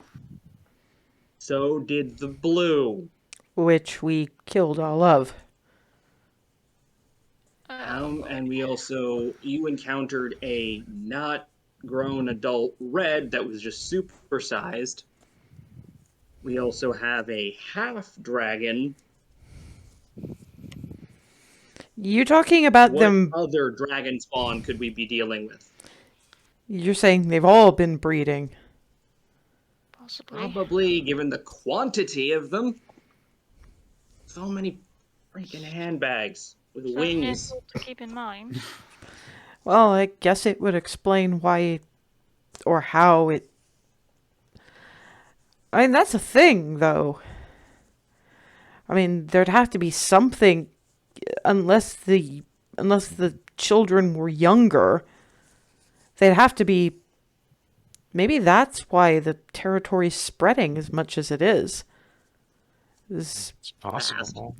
If I remember from your book, dragons are very much masters of their own domain, and past a certain point, yeah, they're proud of their kids, but to the point of chromatics anyway, but they're proud to the point of what's their kids is theirs, and they're the ones responsible for claiming that much territory. I mean, maybe We need to find a local, get some up-to-date news. I hope there's if there are. Is anyone left though? Yeah, that's a question. So we really are looking at. I mean, given how long you said the travel would take and how long it's actually been taking, we should probably hit the Blind Harpy by tonight. I know you guys didn't want to stop and stay there, but if it's even remotely standing, the very least we need to get some information. And, if there's locals, people refugeeing east away from the situation, maybe we can provide them with something. I mean, I can always go out and see if there's anything left to hunt. Works for me. I'll make sure everybody gets a solid meal. I'm all for it.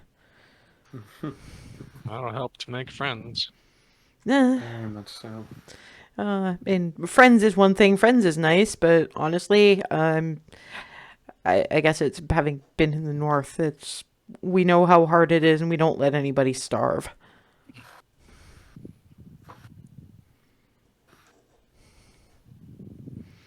And yeah, lunch nomfed. And are you guys actively looking around now that you're in a?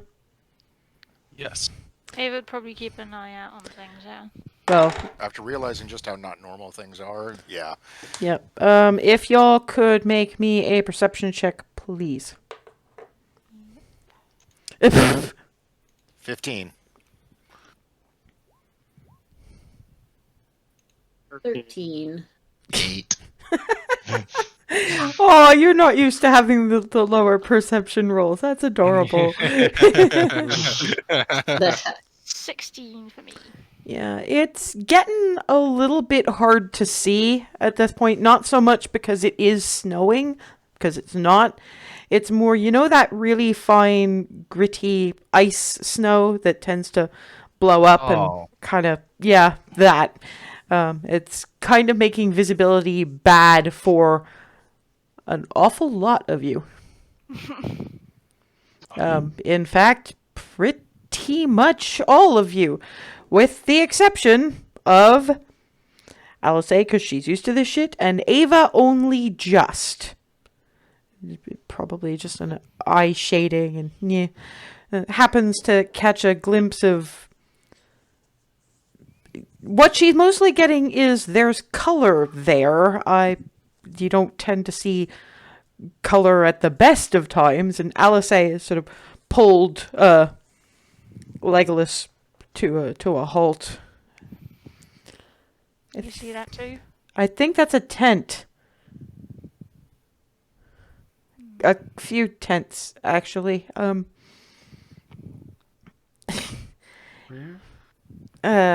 Stay here. I'm gonna go have a look. Believe me, if I need help, you'll know, but I stand the best chance of seeing anything in this mess. And Faraday, you want to come with me? I might need backup. And you're gonna be the best at handling this temperature. Okay, yeah. Sit tight, listen out for us, okay? I'll do. And off they go into the... And once they get closer, Faraday does start actually seeing what they're talking about. The tents are... they're not brightly colored, it's sort of a off-brown, off-green kind of thing, but they'd usually stand out in this weather, but they've been so covered by frost at this point that... They were really hard to see, especially with the blowing icicle snow.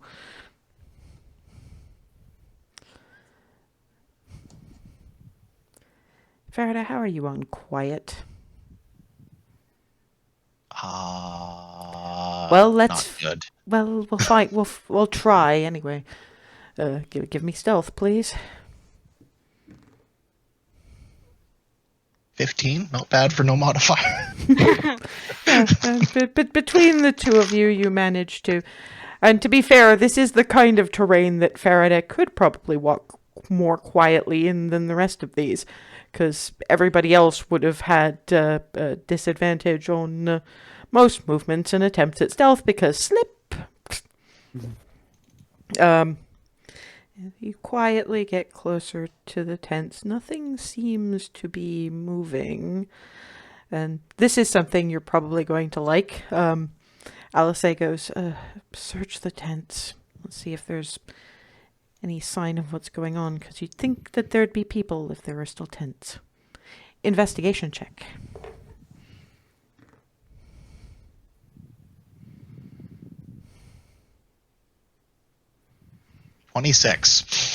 Yeah, what you find is, I mean, you've been all up and down the various mercenary bands, and the bits of information that you find within these tents are... It puts itself together as a story. You've got some shredded, bloody items of clothing. Some of them are rough mercenary gear. Some of them are slightly less rough farmer gear of various sizes, but they're all shredded and they're all stiff with cold and dried blood. There's insignias on a couple of the more merc-looking bits. As far as you can tell, those were the Dawnbreakers. They did say that that some of the mercenaries were heading out and sending scout parties. There's the shredded remains of a couple of packs. Nothing... Here's more what you don't see that tells rather than what you do see. You're not seeing anything particularly valuable. The kinds of, precious trinkets that a family fleeing their home would want to take. Something has come and removed those things. There are a couple of gloves that seem to contain frozen, broken off bits of finger still left in the glove. There is no one alive in any of these tents, but part of the off-brown is not just the color of the tent. These things are up to a certain level and a couple of splots from above saturated, or were before it froze. It looks like the Dawnbreakers found some refugees and were probably trying to get them comfortable before seeing them with an escort to safer, more Goldendale plains, and apparently got attacked. The tents are still here. It's just the bits missing. And the people missing. Meanwhile, Alice has been sort of trailing outside of the tents, leaving Varydel to investigate. I don't think we've got anything, or anyone, so stealth is probably a... What have we got? The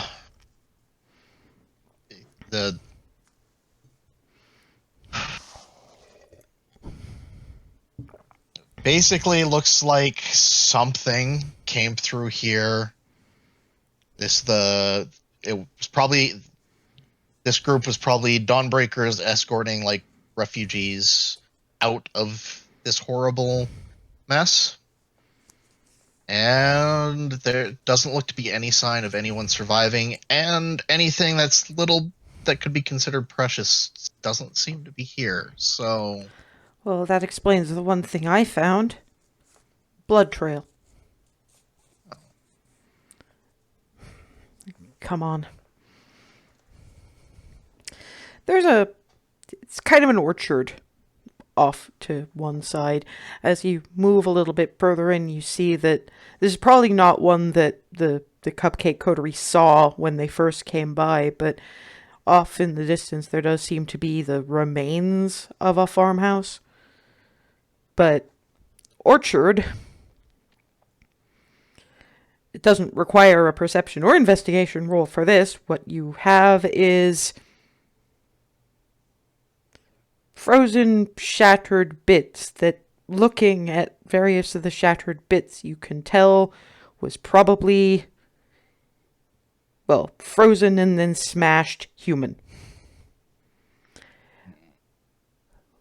Okay.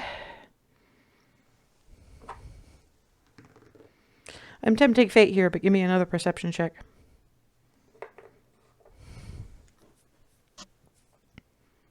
Ha! 21. It's you're getting more the hang of this, and you want to be looking at anything other than smashed people-sicle. Yeah. You see color you did not expect to see. Pink, tucked under the roots of a particularly large tree.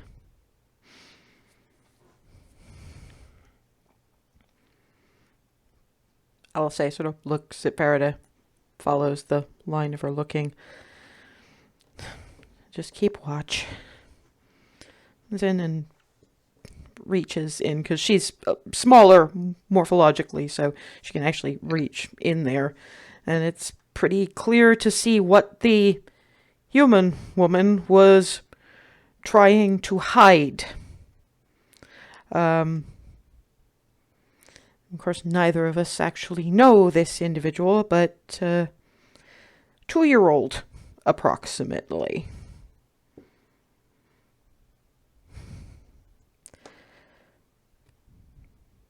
Alice holds the slightly pale blue little individual, looks over to where the group is, and then just shakes her head and hands the bundle to Varydel. Hold her for a minute. Reaches into belt pouch. I'm going to try something because I don't want them to see this before we've tried to fix it. Holds up the diamond. Glows faintly. She takes her hands away, and she's seen Alice communicate this way before, but she has no idea what it means. It's very pretty, however. What you guys, and you don't need a perception check for this one, see after about a minute, is it's been not snowing, but kind of gray and overcast. A spot just above that little orchard, the clouds break just slightly, and a beam of sun comes through. Around about the point where, if you follow your eyes down to where the beam is, there's a brighter glow than you would have expected to see in the orchard. As Alice wings, halo, the whole lot starting to properly glow. Final gesture. Diamond shatters. And the little bundle in Varydel's arms is warm and breathing. Alice puts hands on her head, strokes that bit between her eyes, and child opens her eyes and then just starts crying because it's cold, and this is not a face she understands. Here, give her, and wraps wing around. Let's get her to someone with furs, and maybe someone we can find a door to get this little one to Hearthhome. Yeah, it's gotcha. not a secret, but I just didn't want them to see it. You know how they get. Yeah. I'm sorry you had to, but at least you got to see it fixed. That must be kind of neat.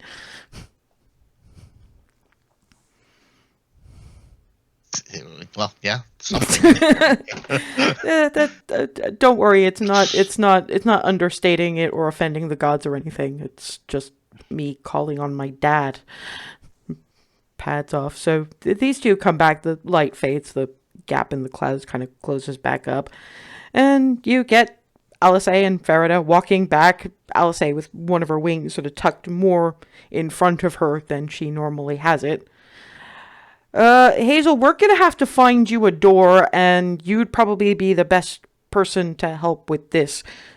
Takes the wing away, and little 2-year-old you, Clarity, Darvin, and Remy recognize little Sarah.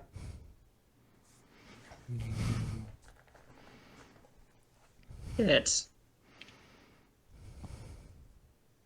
Shit. That's her. That's Sarah. In the fur. She's cold. You idiot. Yep. Yeah. It looks like her mother. And Varydel, you want me to take this one?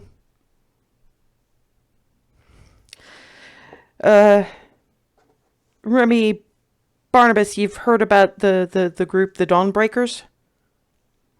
They're apparently out here looking for survivors. They found some and we're trying to refugee east to Goldendale. Looks like something got in, something particularly magpie-ish in terms of grabbing precious gemstones and the like, anything valuable. We didn't, and the evidence we found was that, I mean, nobody was left alive in that camp. And a lot of them had got frozen first. I happened to find a blood trail. It looks like the little one's mother was trying to get away and hide the kid, but managed to hide the kid, but didn't survive herself. That was a mess. It had to have been recent. It couldn't have been more than 10 days ago. I know this because that's how long somebody can be brought back by the magic I was using. That's what the light was, wasn't it? I guess I wasn't really paying attention. I was too busy asking for a little help here. Understandably. But yeah, I thought if I could, then at least it spare you guys having to see that. So, yeah, looks like my bardic stuff has taken a direction that's not just about swords. So yeah, if we can find a door, I'll tell Twilly and Miranda to expect a new arrival. But yeah, it didn't look like there was anybody else that we could do anything with. I mean, I'm assuming that there needs to be, I'm sorry, but recognizable bits to bring anybody back. We didn't even find all that much in the way of corpse. If there's no body, the kinds of spells required for that, the amount of divine energy channeled would, well... Yeah, I know. If I tried now, I wouldn't exist anymore. I'd be ash. Believe me, I wasn't asking you. I was clarifying because I figured that some of y'all might be able to, I don't know, confirm whether they got eaten. I mean, are dragons people eaters? I imagine they are. I imagine if they are feeling wrathful or cruel, which is Or hungry. their nature for It good the takes ones we're dealing with. takes the book. Yeah, they'll eat just about anything. So yeah, okay. Well, that explains why and gives us a bit of a clue about what we're gonna find further west. I take it that probably means we don't have to stop at the Sullivan plantation. Did it look like the attack No. came only from the air? Didn't look like the attack came from the air at all. The tents were intact. Because Looks like it might have says, it might have come in stages. Farida was showing me because they had some of their clothes and some of the refugees' clothes just all ripped up and soaked in blood inside the tents. So something I think was coming at them from the ground in multiple waves. Just trying to get an idea of what we should be on the lookout for. Basically, be on the lookout for just about anything at this point. Definitely a good point. it's either going to be things pulled in by the lair, or it'll be dragon lines. Not even just that. Remember how we ended up in the Green Dragon's lair in the first place. Barreris, wasn't it? Mm-hmm. Unfortunately, I think we're going to have to be really careful about any survivors we come across, but Ree has something that could help with that. Remember that thing I gave you? Glows in the presence of illusion? You'll out of character, a little pyramid thing about the size of an apple that she gave you on your I will make a note of that, as it is now immediately relevant. Yeah, honestly, these things only just occur to me. It's like playing chess with yourself. So yeah, Will just be. So, yeah. or where in there, and they've made this their environment, and I'm sure there's always one thing that will come bursting out of the snow at some point. We've got one thing going for us. This is mostly flatland. It's going to be hard So to, we'll definitely see anything coming over land or in the sky. and I don't think that white dragons burrow the way blues do. Yeah, I was thinking along those lines. I was going to ask. I didn't think so, but The only thing I can think of is ice strikes, but they don't do that sort of thing either, do they? No, most things. I think it's only blues that burrow, like horned snakes and that kind of thing. It's more of a sand desert thing because they can burst out of it easier. Doesn't, yeah. Whereas yeah, sure, an ice, a white dragon is strong enough to burst through ice, but is that effort they want to take? And snow, if you get it cold enough, as you can see, freezes over. You don't. yeah, and the ground freezes, gets hard, that much harder to get through. So yeah. And mostly, though, it's just that you don't want the snow piled on top of you to become an igloo. Because if you don't break it just right, it catches your wings a bit, and her own wings spread for emphasis, and you wound up more bound up than you want to be. I mean, how would you rather start a fight? All your limbs free, or wrapped up in your bed sheets?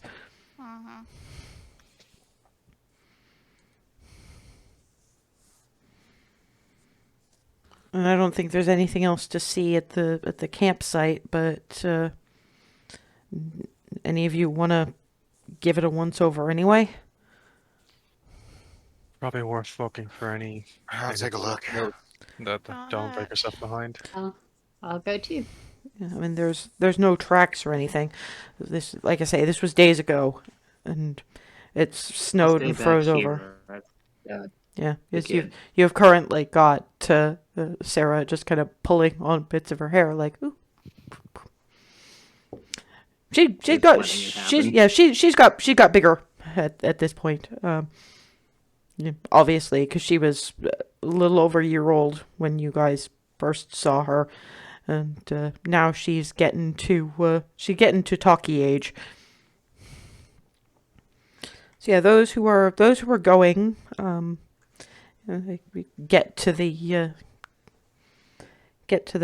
site of the tents, and yeah, while there are some splotches of blood on the tops of the tents, and maybe a little bit of damage that Farida could also point them out, that the top pole of the more like something was dropped rather than something attacked from up there. Left the camp intact, but most of what's inside looks like they tried to do either they tried to take shelter or they tried to do some kind of, just patching up, and then a next attack came along.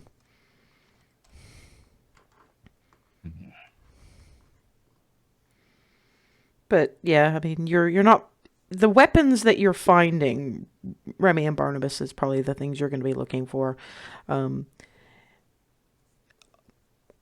not everybody in the companies carried really specialized weapons, but a few in every group always did. None of the fancy specialized weapons are here. There's a couple of older, not as good weapons, just regular swords, the kinds of things you'd find on just any old guardsman in a city that doesn't expect to see that much in the way of combat, not something you'd take on a trip to evacuate refugees from dragons. So you guys can assume that anything that was good was taken. Armor, same thing. What you're finding, the pieces of armor you're finding are ripped apart. Remy's looking for like command tent, or like looking for written stuff. Make me an investigation check, because they didn't specifically have a command tent. Yeah, they didn't have anything actually written down. This was scouts and, medevac. They weren't, the best you can find is what they tried to make into a first aid tent. And even there, the most that you're finding are bandages, some absolute rot gut that they were probably using to sterilize wounds. No potions to speak of. Although in a healing tent like this, you should have found at least a couple. But no, either they were all used or they were taken. But mostly the only information that you find that lets you know what company this was is a couple of insignias on ripped shirts or shattered armor. Sorry. Can I have a look at the armors that was ripped apart and try and see if there's any claw marks? Trying to figure out what tore it apart. Yeah. You give me an investigation check. Can do.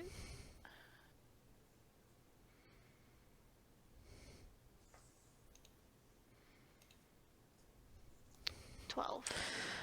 Most of what you're getting is that, and you can't tell, honestly, given that this has been sitting for a couple of days in not great conditions. So you can't tell whether some of those scrapes are weapon, claws, or what have you. The best you've got is that something was very definitely targeting between plates. So they were trying to go for fastenings and the softer parts of armor.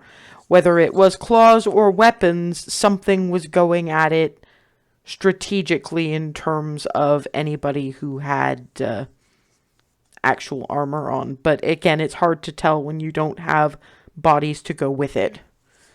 But it's either someone was strategically targeting those bits while the armor was worn, or somebody was aiming for them when they were peeling the armor off.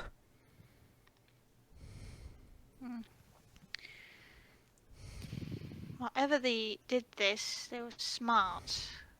See, these markings seem to indicate that the attacks were in precisely the weak spots between the armor plates. So they were trying to get the armor off these people. Something like that. Peeling them out of it, whether they were alive when they were getting peeled out of it or not. Either way. Well, yeah, because if you look at that bit, there's some of it's, and I don't know whether this is weapon or claw or what, but you can see gouges on the inside of bits of the armor too, and takes Ava's hand and gets her to feel where that is. It looks like someone was digging and ripping or prying. But again, it's been too long. It's going to be hard to figure out.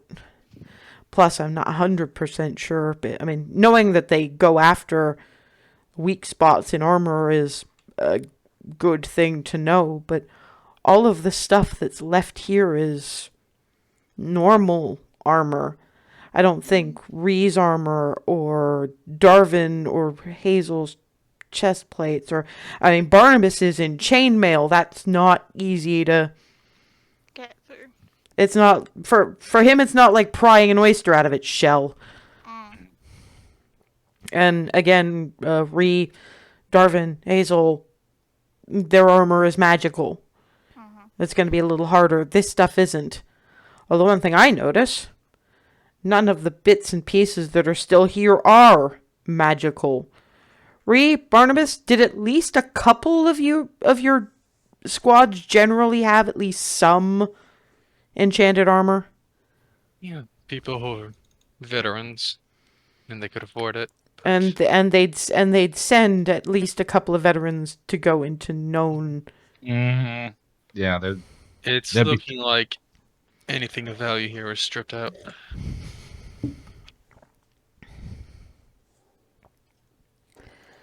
We're dealing with something smart enough to differentiate valuable with not. Or someone who's in charge of whatever this is anyway. Yeah, because honestly, kobolds have a certain intelligence, but they're not that smart. And, honestly, neither are magpies, but they always know, take the shiny. So, it's either intelligence, instinct, or orders. And all three point to dragons one way or another. Yeah.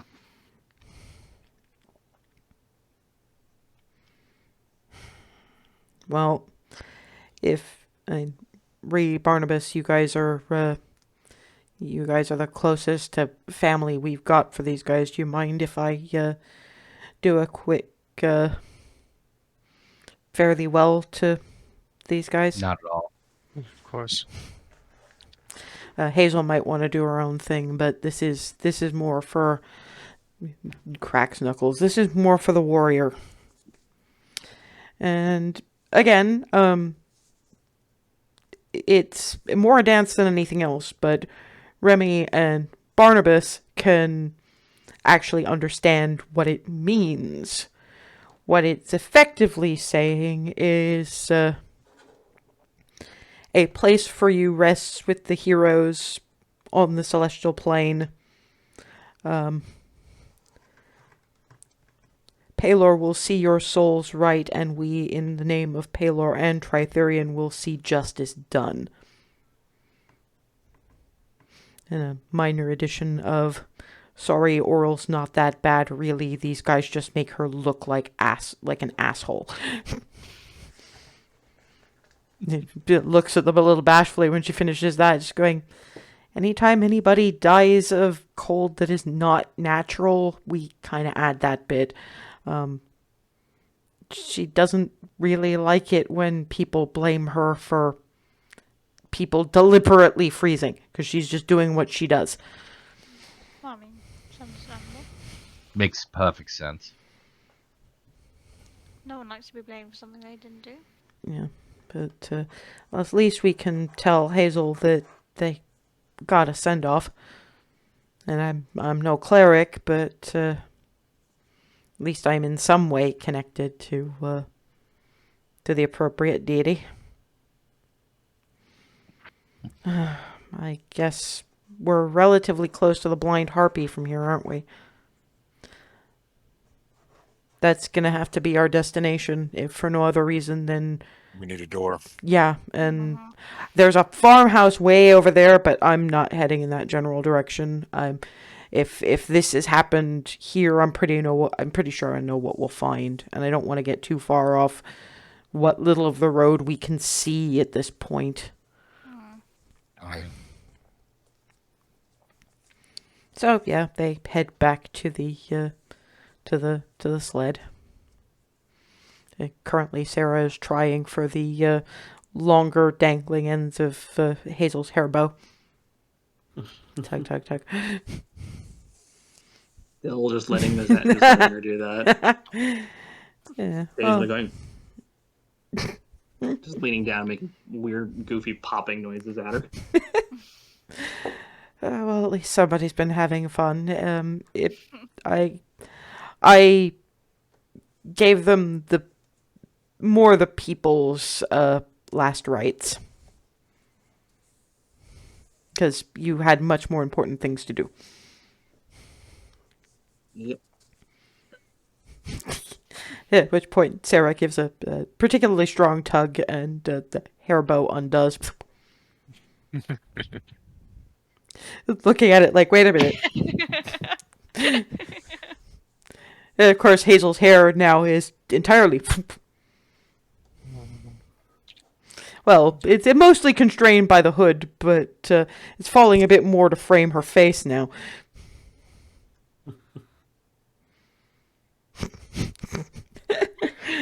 Come on, let's go. Let's find her a door.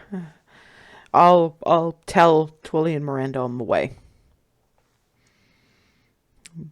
Lump back in Gonna and make sure everything is situated with the sled, so I can continue holding small child.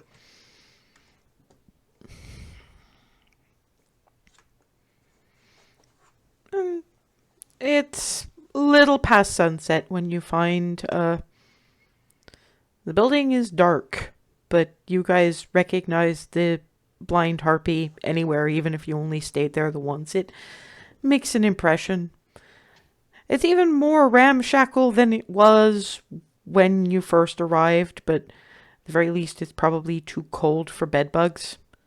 No lights on inside. No horses in the stablery. The sign is hanging off one of its chains, the other one having snapped. Looks abandoned. We should take a very careful look, just in case. Yeah, probably before we go borrowing the door. Mm-hmm. Let's start with those of us who can see in the dark. Remy steps up. Did Celestial Dad donate another wedding present?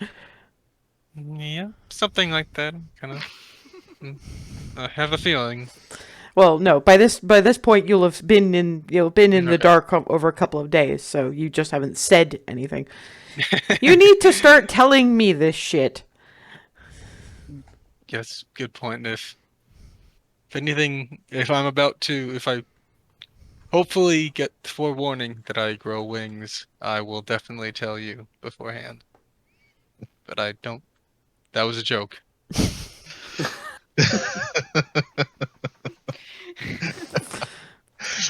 Hands on either side of Remy's head, kisses her on the forehead. Everybody who can see in the dark, let's go. Yeah? Actually, Hazel, give the little one to I guess Darvin.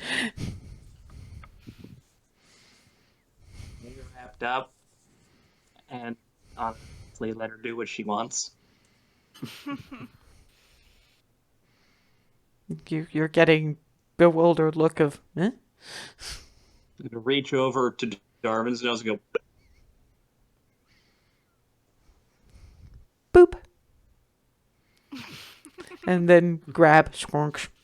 Oh, Your nose is up.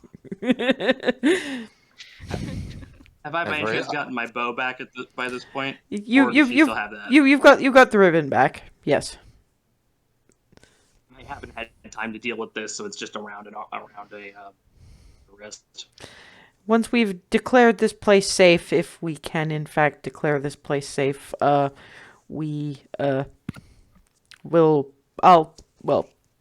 say Clarity will help you do that because it's kind of her job. Yeah. Sorry, I up until before you arrived, I kind of did what I could with Hazel's hair, so I'm trying not to step all over your territory there. Right. Opens the door very quietly. Peek.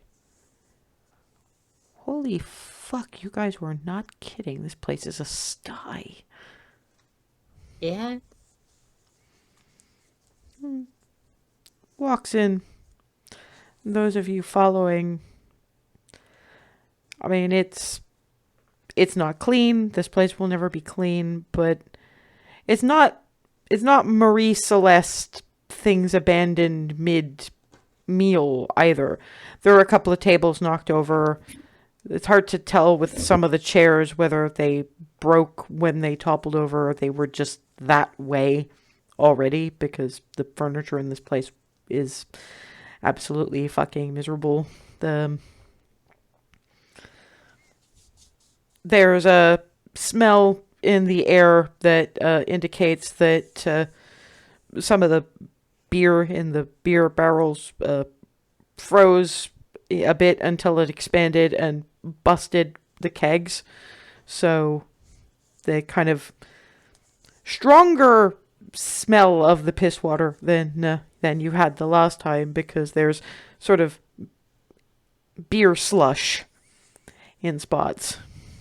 At the very least, there are no bed bugs or rats or anything that you can find in the main room, anyhow. It's just, yeah, it looks abandoned. Quite some time ago, in fact. Okay, Hazel, Clarity, you guys take Rylan and check the rooms. Bree and I'll take the kitchen. All right. Hoping there's a solid enough door besides the front one, Fingers crossed. just in case. I don't know if those ones have keys, though. At the very least, the front door you can lock. Fair enough. But we'll see. For Remy and Alice, the kitchen's very, very cold. Which is good, because the only bits of food left in the place were rotten before they were frozen solid. You're not getting the smell because too frozen for there to be one. There's also some furry off-brown splotches that are very, very dead rats. Like smashed, chewed, and otherwise just rendered into fur and sludge. Now frozen fur and sludge. So something's been in here. It's like something was alive and was hiding out in here at one point, but I think it's been a while. And not Is there a basement? Cellar? Probably. You can actually see a cellar door. And Alice is actually looking at the corpse not that long ago. I mean, week or two maybe, from the looks of this. And this thing barely fit in whatever this one's mouth was. I mean, this mark was only made by like one large tooth. Look, you can't tell. This is frozen squish. No, I guess you'd need a certain amount of. Yeah, okay. So there's something, but it's been a while, but not a while, if you see what I mean. You going to open the cellar door? Remy readies her shield, and she opens the door. It's dark and very, very cold down there. But you'd need to actually be down there to see more. Doesn't seem to be anything moving at the moment anyway.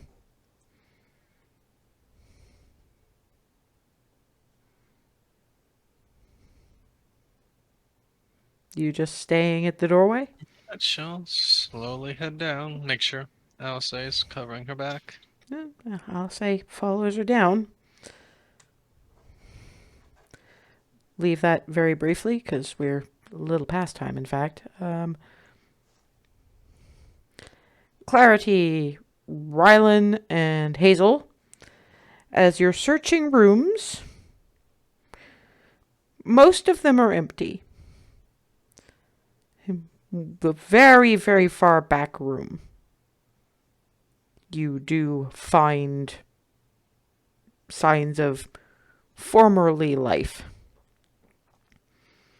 All the people that would have been in this place,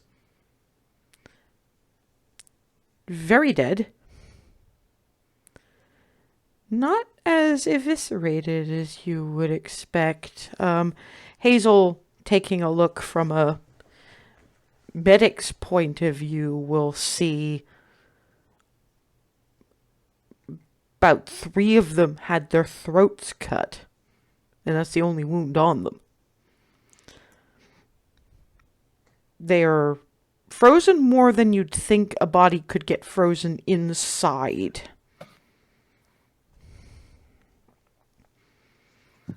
And while most of them don't look exactly well off, there are a few of them that should probably have been wearing something valuable somewhere, even if it was just a wedding ring or something like that.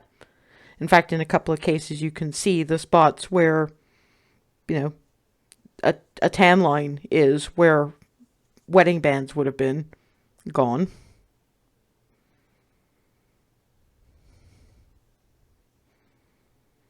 And this is fairly recent. The one on the very top of your cordwood corpse pile is actually... doesn't look like they've been dead long at all. Maybe a day. And at around that point, back over in the kitchen cellar area, the cellar door swings shut. And Remy and Alice get from somewhere in the shadows, whatever's saying this is hiding behind some box or barrel or something along the line. Papa told us you'd be coming. No.